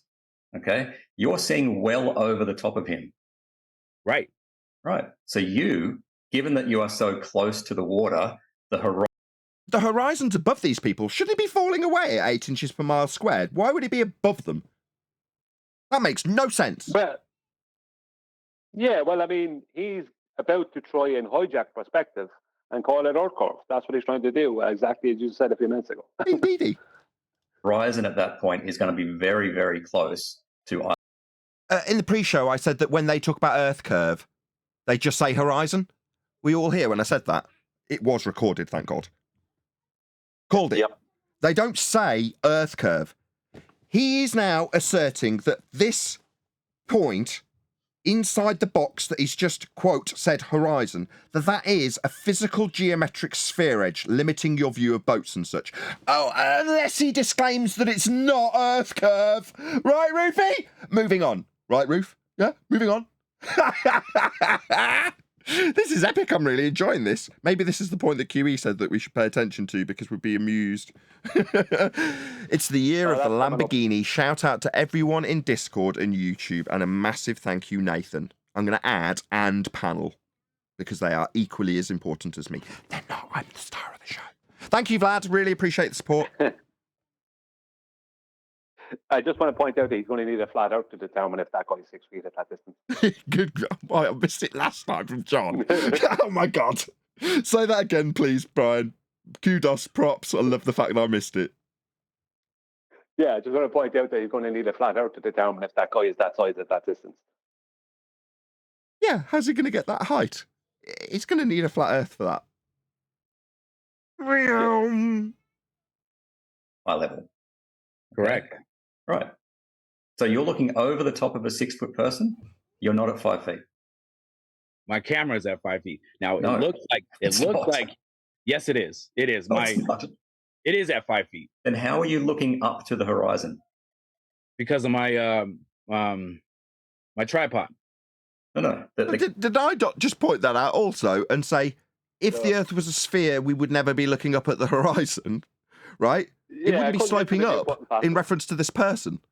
Now, the guy doesn't have anything to back this, and it's totally moot as of 2020. If the Earth was a sphere with a radius of 3959, then every distance to, quote, Ruhif, horizon, that's bloody Earth curve, could be no more than 1.2 times the square root of the observer's height in feet, specifically as laid down in the begging the question. That's why you're not here, Ruhif, because it'd be slow for you. Proof of nothing, really slowed down just for Ruhif the dumbass. Perspective hijacking Earth curve calculator. The camera is at the horizon appears to be at eye level. That's not actual. Does Ruhif think that's actually where the water is, that it's above his head? I don't know the answer to that question. Ruhif was definitely not around here when Route 90 was built. But the last time we discussed it with him, it wasn't. So what can I say, John? I don't know the answer to that. But I'm going to assume he doesn't appreciate the differential between eye level and surface level is the root of his assertion for a globe derived from a flat plane. I don't know. Has he seen the route as he looked up? Does he know there's a Highway 90 going over the top of his head with people screaming at him that you're going to need a flat Earth for that? Calculation that's begging the question, proof of nothing, perspective hijacking? I don't know. Well, what's happening here is Ruhif has two options, really. Like he's either claiming that the guy is looking over the top of this other man that he's claiming is 6 foot high and looking up to the horizon, or he's claiming that the guy is lower than the guy that's claimed to be 6 foot and also looking up to the horizon. Now, I don't know how we can look up to the horizon on a globe, but because I don't know how that can be done. But according to Ruhif, that's what the guy is doing. Epic.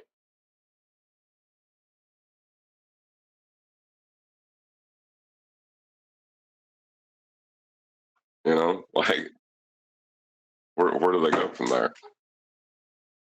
Yeah, you could just start using. I like the thing about it is at that point, like you could. I literally think you could go. Thanks for the debate. See you later. Just say goodbye and press hang up. I don't know why there's any reason to stay around. You know, I think we stay around too long. You know, in these debates, when it's proven that something this is not possible, and that's it. Especially when someone gives you a concession like that. Well, I think Ruhif knew this guy wouldn't be wise enough to just walk off, you know, kind of way. Well, what they want to do usually is stick around afterwards and try to poison the information that's been disseminated and try to discredit you as much as possible after you're gone. You know what I mean? So Yeah. that's why a lot of people don't leave, is because they're not wanting someone to have just free air to talk, say whatever about them. Yeah, I understand that, but the thing about it is that what does it matter? At one time, I would have been more concerned about that. Now, I don't think I'd care about it. Like, thanks for the debate. Thanks for the win. Let's see you later. You know what I mean? There's nothing left to debate about. You've just admitted that it's, you've just your own words has laid it out. No, there's nothing left to debate about. So I don't know. Maybe I'm being a bit too cut and dried about it. Well, if you pointed out to him in that moment, actually, he would have probably then denied that he said that or that he meant that, and then he would try to double speak his way out of it, which would probably fail. Well, what was interesting is Ruhif was trying to turn it back into our court after he just claimed it's not going over the... Yeah, priceless. You know what I mean? Yeah, straight back onto, right, let's give you the feet and inches value. You're like, what? They don't care. They've got no shame. Yeah, the guy was being just a bit... he was being naive at that point, because when he started kind of telling them, like he just said, what does it matter? Who cares how far away the boat is? She just could have stayed with that. Like, who cares? Give it any distance you want. I don't care. Do you know what I mean? But does Ruhif even realize that angular size and actual size are completely incompatible? Oh, he does. So you think that he's switching it out completely on purpose, like knowingly, like a dirty liar?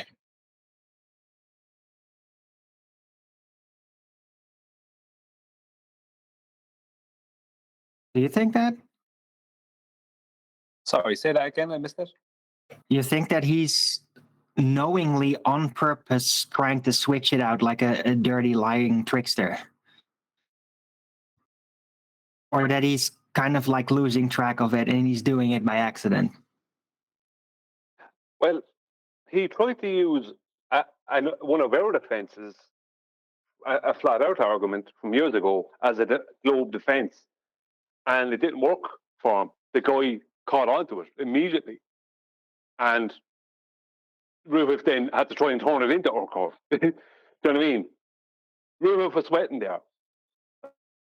Right. So it just seems like Ruhif is just trying to turn the winning flat Earth arguments into virtual globe Earth arguments, but that only works on flat Earthers or globers that really don't have a good grasp on how it really works. Well, because he has been doing that for a while, right? Well, the best he can hope for is confusion, because he's using a flat Earth model to dispute a flat Earth model. That's the best he can ever hope for, is confusion.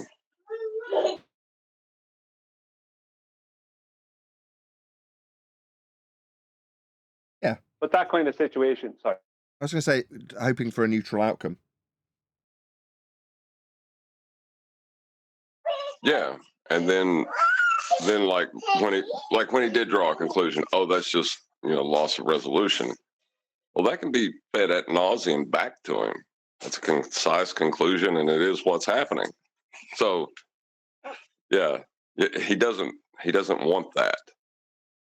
But I remember them always complaining about how they won't come on because Flat Earth Debates, Nathan Oakley 1980, isn't a neutral platform, but they think that Jaren is a neutral platform now. That's weird. Weren't they flat earthers?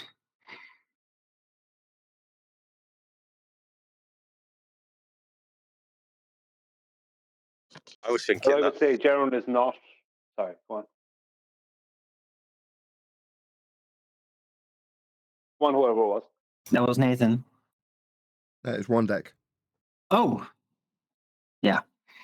I was just saying, I was thinking that about Jaren. Like, I'm not calling the flat Earth guy too much, but he wasn't really doing great, was he?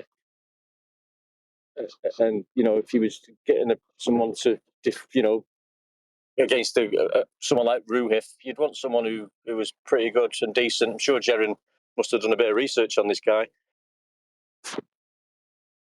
Seemed a bit odd. Well, I would say that Jaron's channel is not a neutral channel.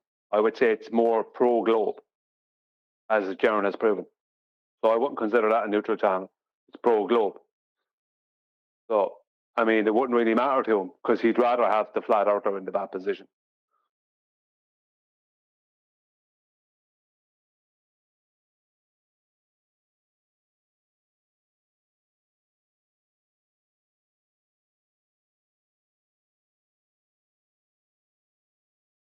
Hey, Nathan.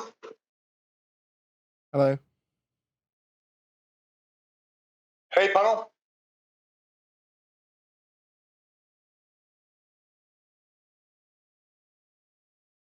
Much love and respect from the UK. Oh, thank you. This all started for me about 2-3 years ago. I saw some photos and some videos of people taking footage of the Earth. And I just figured, I need to go and check this out for myself, So I did this. I'm wondering, I've got some observations. And I just wondered if I could show you one of these observations next week on your show. Yeah, of course you can. Feel free to present whatever you like.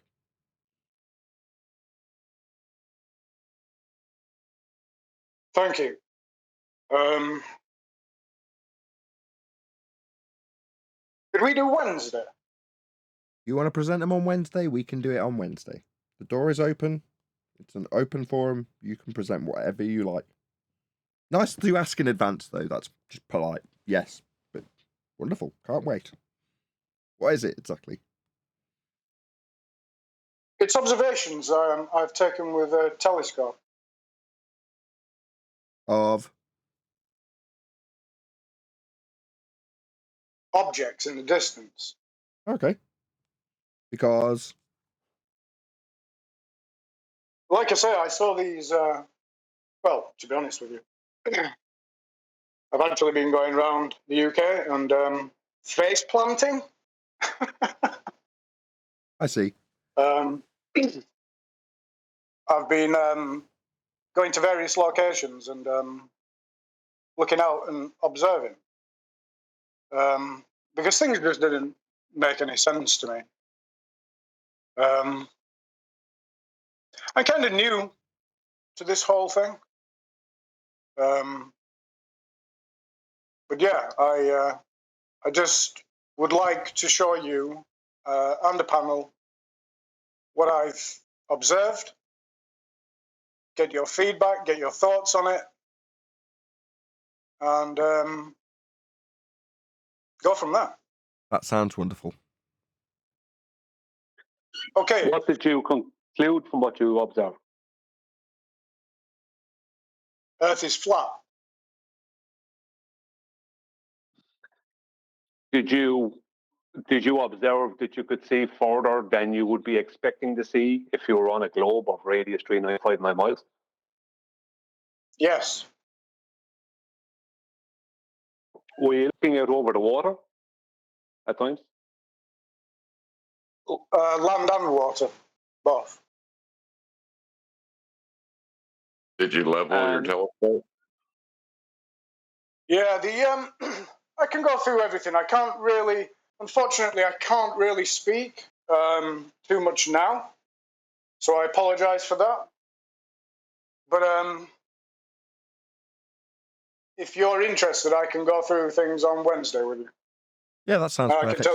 I can tell you precisely what I've done, how I've done it. I invite questions. I invite opinions. There's no ego involved here. I just needed to go see what was going on, see all these various claims that were being made, and I shot out and I saw the Earth is flat. Cool. Well, we look forward to I seeing shot out and saw the Earth was observations. flat, but sorry. Just saying, we look forward to seeing the observations. What I will say, as you said, you can't speak much, so I won't hold you up. But what I will say is the one good thing about people going out and observing things for themselves is that then they get to see what they were told they wouldn't see. If you understand, your whole life is told you won't see this. I don't know if I agree. What I'm thinking is, what the bit that I focus on is, i.e., you get out a lot and you're out doing stuff a lot and enjoying the nature of the world that you inhabit. You're only here for a short period and you're enjoying it out there and taking pictures of it and making conclusions based on your experience. Well, you're experiencing stuff. That, to me, is just wonderful. You're out there doing it. It reminds me of back in the day, coincidentally, around about the time that Ruhif was on the panel, when Ranty would do the same thing. He'd be like, yeah, more power to you, man. You're up at 6 a.m. out, looking at these turbines, out with the salty air coming into your lungs. Wonderful. Can think of nothing better. Absolutely awesome. In other words, you're out enjoying life. Now, while you're out enjoying life, you've come to conclusions that you can share on a Flat Earth debate show. That's lovely too, obviously beneficial to us. But there's a realization of how wonderful the world is that I take from this experience. Wow. Surplus is also, oh, well, I don't know a great deal about it then, do I? And I've got a show about that, right? But primarily, it's the joy of the world, which many anti-flat earthers and globe beliefs have not only had suppressed in the religious rhetoric that they've adhered to up until that point, if they're turning into flat earthers like yourself, but also they defend vehemently in places like this to get pain relief, a la Ruhif in this debate. But what's he not doing? Is Ruhif out and about, taking in the world and experiencing its beauty and having a lovely revelation while he does so? Nah, he's fighting his cognitive pain about how flat Earth's needed and then seeking pain relief from noobs. It's a very different attitude for me, and hopefully, by way of example, this gentleman who will be chatting to us on Wednesday, because he's out in doing stuff, enjoying the world. What more could you ask for? Wonderful. Can't wait. Yeah, this gentleman sounds very relaxed as opposed to someone who's trying to make the world a globe. They're normally stressed and maybe even aggressive.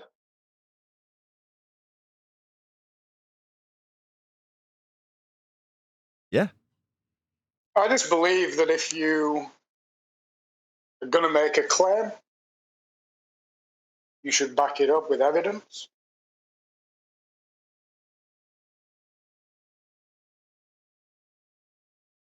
Well, you have That's to. we've If you want to claim to know, if you're going to claim to know something, then you have to be able to show that you know it. Yeah, that's fair enough. Right, it's about that time See, that's where I stress the computer just to see it's all good now. I've got a fan controller. So if that hasn't actually helped, and it was something else, not heat, although I doubt it, we might end up losing the show at the end of this point. I just thought I'd make you aware now, because I didn't last time. As you were. That's not going to be a conversation killer. You should have done a countdown to the end, to like the possible ending of the show, just so we got braced for it. I would hope we'll be fine for the next hour. Woohoo! Oh, hope is a fool's crutch. Anyway. Well, if we just go back to the word evidence there, the man was saying that if you want to say something, you should back it with evidence. We all agree. The problem is that everyone agrees to that.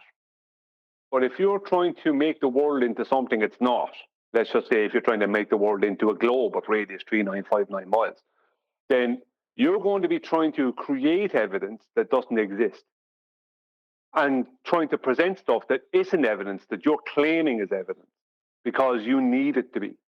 And that's the big difference between flat earth and globe. We don't have all the answers, but we can show observations let's just say simple things like we've been doing it since 2015, 2014 even, going observations that just don't match what a globe would be.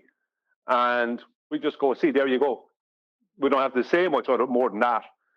We don't even really have to defend them, just show them. And they have to do a lot of, as they have done since 2015, a lot of twisting and turning and coming up with this and that and the other thing and changing their claims, God knows what. But we don't have to do those things, which is because reality supports us. That's why we're calm about it and relaxed.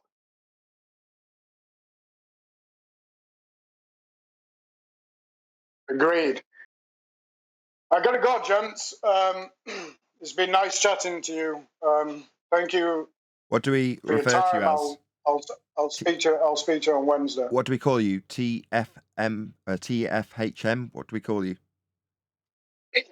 You can call me Tinfoil. Tinfoil Hat Man? Indeed. Okay. Well, we'll cover that when you're here next. Thanks for telling us, or preemptively telling us, that you'll be here on Wednesday with some photos to look at. Can't wait. Yep, thank you. Okay, speak to you Wednesday. Nice to talk to you guys. You too, Tinfoil. Bye. Bye.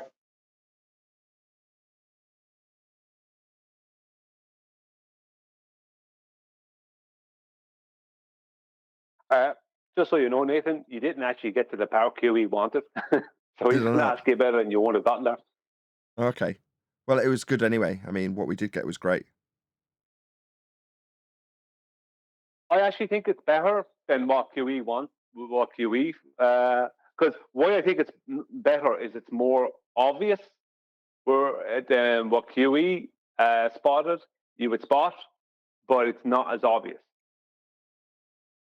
If you understand what I mean. Well, with his update is not as obvious there. So he doesn't. He just gives a straight out concession to the man, to Nick, the guy Nick, when he says it's just not resolvable. It's not going over our curve or anything. Do you know what I mean? Like, that's an epic concession. So, I don't think you can get better than that if you're talking about someone on the opposite side, especially with someone who's been here for years, like Ruhif. Who there was the chance of Nathan of Ruhif saying that to you in 2016? Chances Out of of what? a million.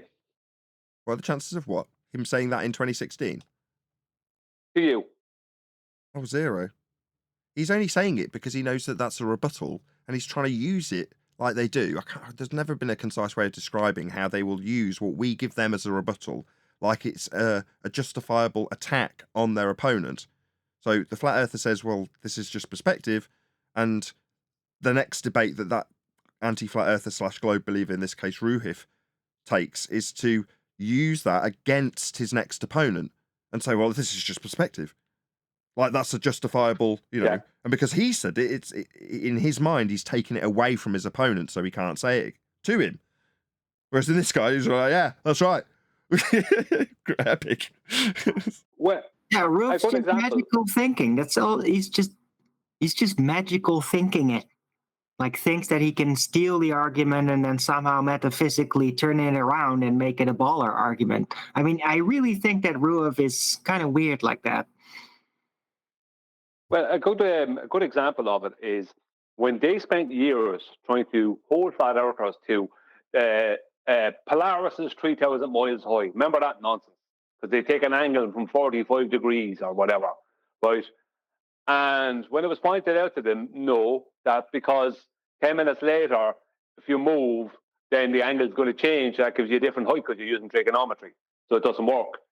And now that's their main argument against us in that situation. They keep on trying to bring that in as if that's something that's going against us when we have years of evidence, video and audio evidence of them trying to hold us to some angle trigonometry measurement to a celestial body and then trying to debunk it with their whatever nonsense.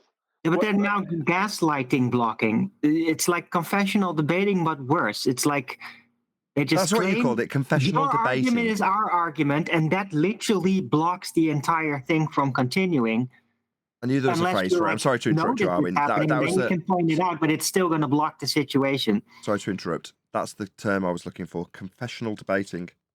That's with the words that you used last time to describe it. I don't know if that's the best words, but confessional debating, yes. It's a genre, basically. It's a new style of what they're doing. But real confessional debating is mostly like after you made an entire presentation, you then have like, oh, like look at these little details that actually completely disprove everything I just said. Am I not smart for realizing that? Not realizing that that actually negates everything, right? That's real classic confessional debating. That's like what McKeegan did and all that. This is slightly different. This is more like a gaslighting version of that, where you're trying to steal the opponent's argument metaphysically and make it your own, even though that's technically not possible. They still try it.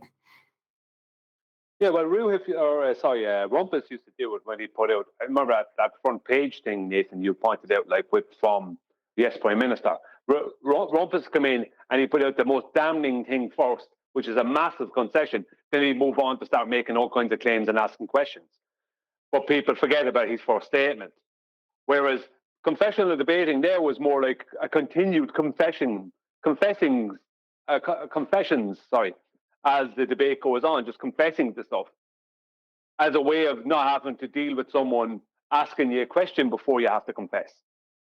So if you confess something to me, I don't have to ask you the question and hold you to task to then have you confess, because then it's a lot, the damage is a lot greater. If you confess to it and then carry on as if it's blasé, like as if no big deal, then it takes away the damage. It's damage control debating. It plays it down. It makes it cause less damage, right? Yeah, so it should be 100%, become 10%. Preempting the blow that's coming, and like, oh yeah, I know that's your argument, but it's not that important, even though technically it is. Yeah, it's kind of ball jitsu-esque, isn't it? Well, the thing is, it's all about a matter of perspective, right? Because to them, it works. To us, we literally see the full depths of what is happening. And to us, it's literally confessional debating. And if you see that, you can literally point out how. They don't see it like that. Well, the motivate ball jitsu is them punching themselves as hard as possible in the face, right? What this is, instead of that big punch, they come out and give themselves a tap in the mouth or a tap in the jaw, and they carry on as if it's not. Whereas the same thing happened, it's just they took away the power that they would have had to put into it. You know, if a flat earther holds one of them to task and gets them to get to the point where they have to confess, then that's much more damning, much more devastating. Whereas this way, it's just like instead of that big, huge punch into the face, they just give themselves a kind of a small tap or a slap on the face and carry on as if nothing happened. Like a self-flogging, perhaps. You know, No, it's not. No, it's not self-detrimental. You're right when you said confessional debating, because if they can give you the rebuttal in advance, it's almost like, well, he's already used that. How could I possibly claim it's angular resolution when he's the one saying it too? He'll just agree with me and say it's a win for him. That's the idea. It just didn't work out that way for Ruhif. He took the gamble. That's what he was. He's not doing it because he's like flogging himself. It's not self-flagellation. Far from it. He's being tricky. No, he's trying to get the win. Yeah, he's trying to get the win. Right, but through trickery. And if you're dealing with people that know this trickery, then it's just flogging yourself. But he wouldn't do that, I guess, if he were on here. Oh, he might try it, but I mean, not for long, because he knows we look right through those types of things. So I guess it isn't flogging. But it does seem like that sometimes, especially when he gets caught. Well, when he says stuff like "show your work," what work? I mean, I don't have any claims in that department. You know, what do you expect me to show? You hold up your heap of nonsense, and we'll see if it stands up against my heap of nonsense. No, that's what that is. Yeah, you show your flat Earth evidence. I'll show my flat Earth evidence. My flat Earth evidence will be better. So it'll be a globe. Yeah, the one with the best flat Earth evidence proves the globe. Exactly. Well, the problem is that the more detail you have on a model or conception of how the Earth is supposed to be, like that gives them a practical in the moment advantage to use such a model that might be defined. Whether it's right or wrong doesn't even matter, and if it's wrong, it doesn't matter because they're so much more defined, and it's easier to use that as a straw man argument because there's so much detail. And if we would like rebuttal it without just saying, yeah, you're going to need a flat Earth for that, which is of course very logical now to do. But if we would try to literally counter it, like, well, no, this is how I see it, well, then we'd run into like, yeah, but we've settled for not making all these claims and for accepting that all these things we don't know about the nature of reality. And that just makes it look like, yeah, there's so much we don't know and they have it all defined. And people go for the more defined ideas because they can get a grip on it. So there's that too. It's problematic. And that is why personally, I do try to attempt to like build a surreal model. It's a good thing Kiwi's not here, right? Well, I think that what's happening with our opposition is they're interested in winning the debate. It's a kind of a way of stalling the whole situation. They're trying to be winning in debates as opposed to actually prove anything or concede anything, really. They'll make a concession like Ruth did earlier, but with the intention of moving on as if nothing actually happened. As if that was kind of nothing, as just something that he said. It didn't mean anything when it meant everything. You know what I mean?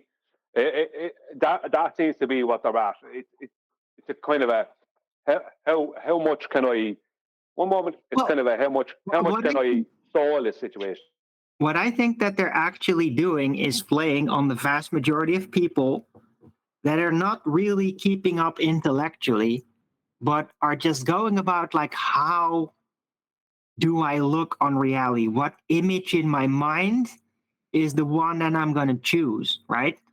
And so the one who conjures the clearest images for people to latch onto, to think of things as, those are going to be like the winners. Whether they are technically correct or not is irrelevant to that. So if you can just conjure a very clear-cut view on how to experience reality, basically, then that is something that will grip people on a personal level, not necessarily on a cognitive level. This is also a thing that I really try to focus on in my explorations. You guys not really, because you're all about the hardcore logic technicals, right? But there is this side of people going around trying to figure out like, what is this reality?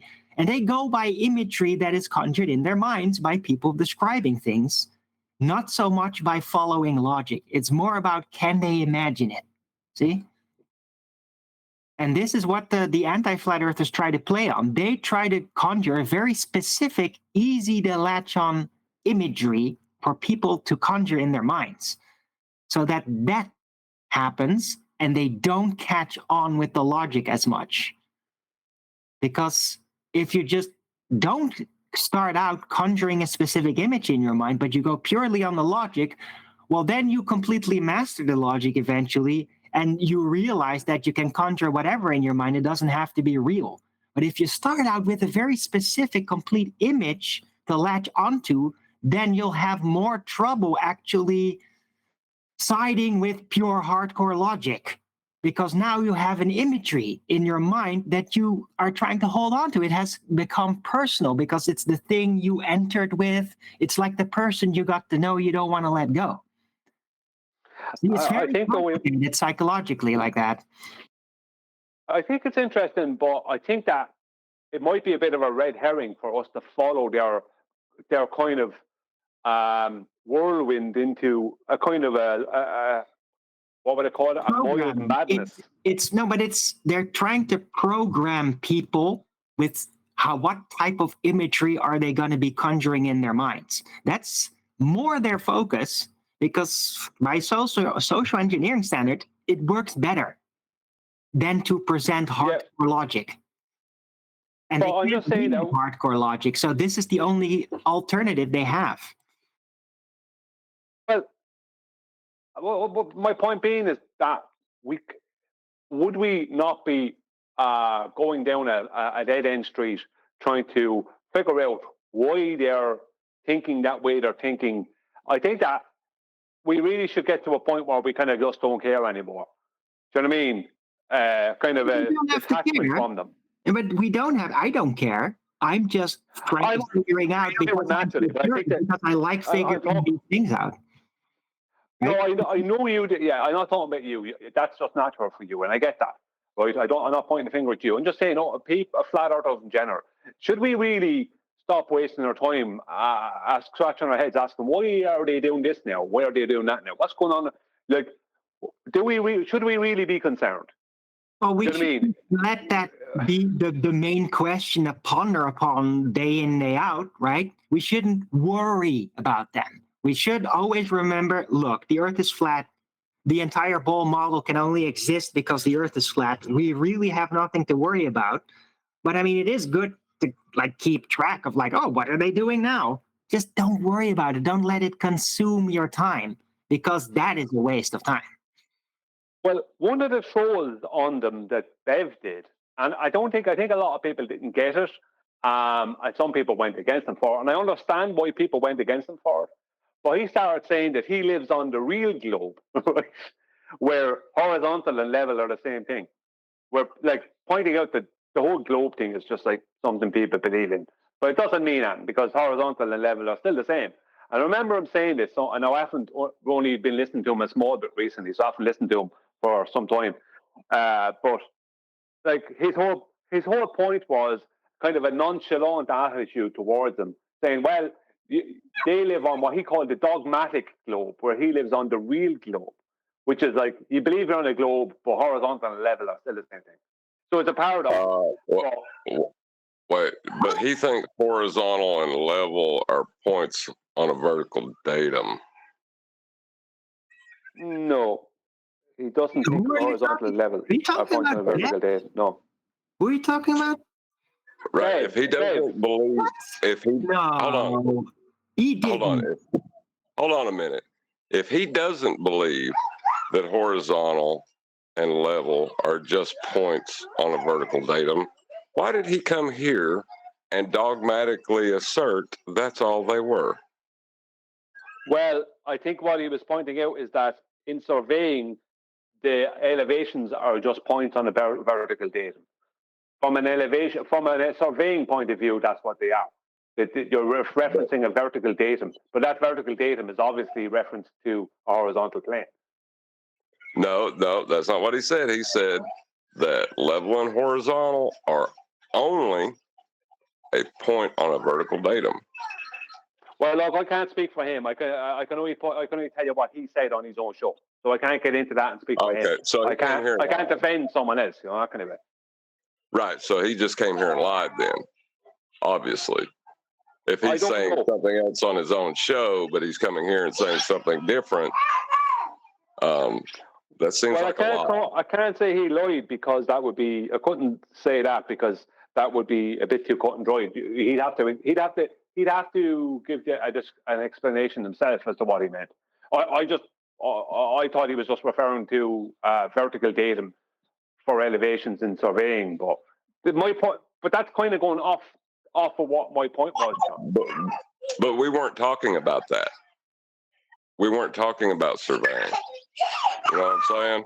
So then why would he be talking about something we're not talking about and then saying something he doesn't believe? That's a liar. Well, okay. Well, I can't. Look, as I said, I can't speak for him, so I don't know. As I said, he'd have to clear up that one. I don't know.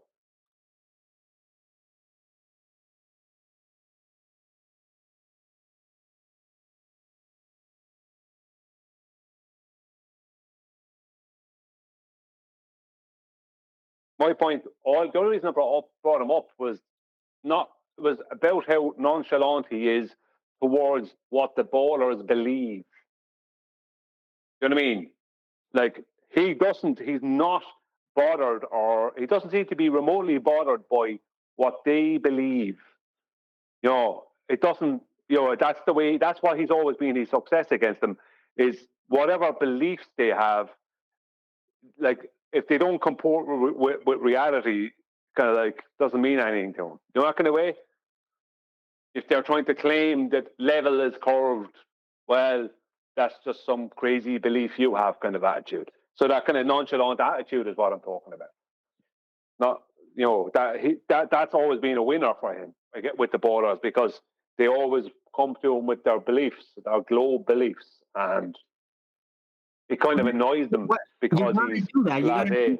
You got to realize that the globe belief is basically a work in progress, and there's always going to be dead ends. Like, even if you don't face a flat earther. So they're used to doing that. It's like, oh, when you run into a dead end, you just break it off, make an excuse. It doesn't matter if that's stupid. The point is you break it off.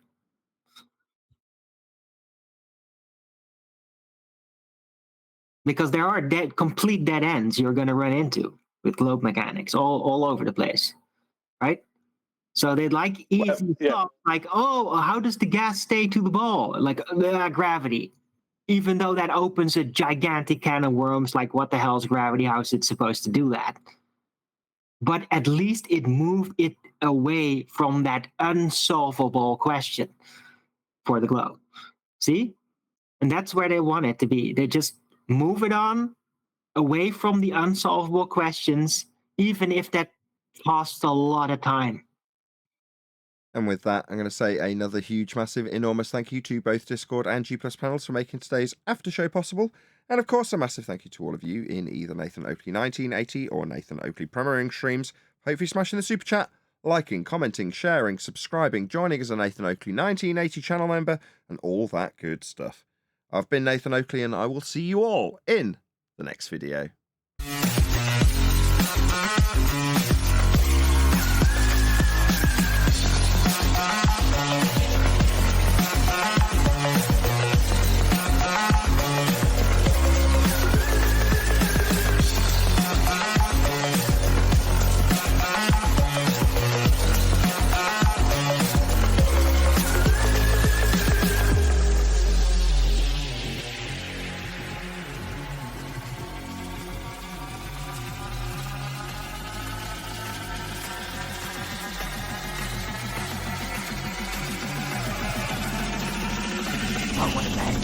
What a lovely day!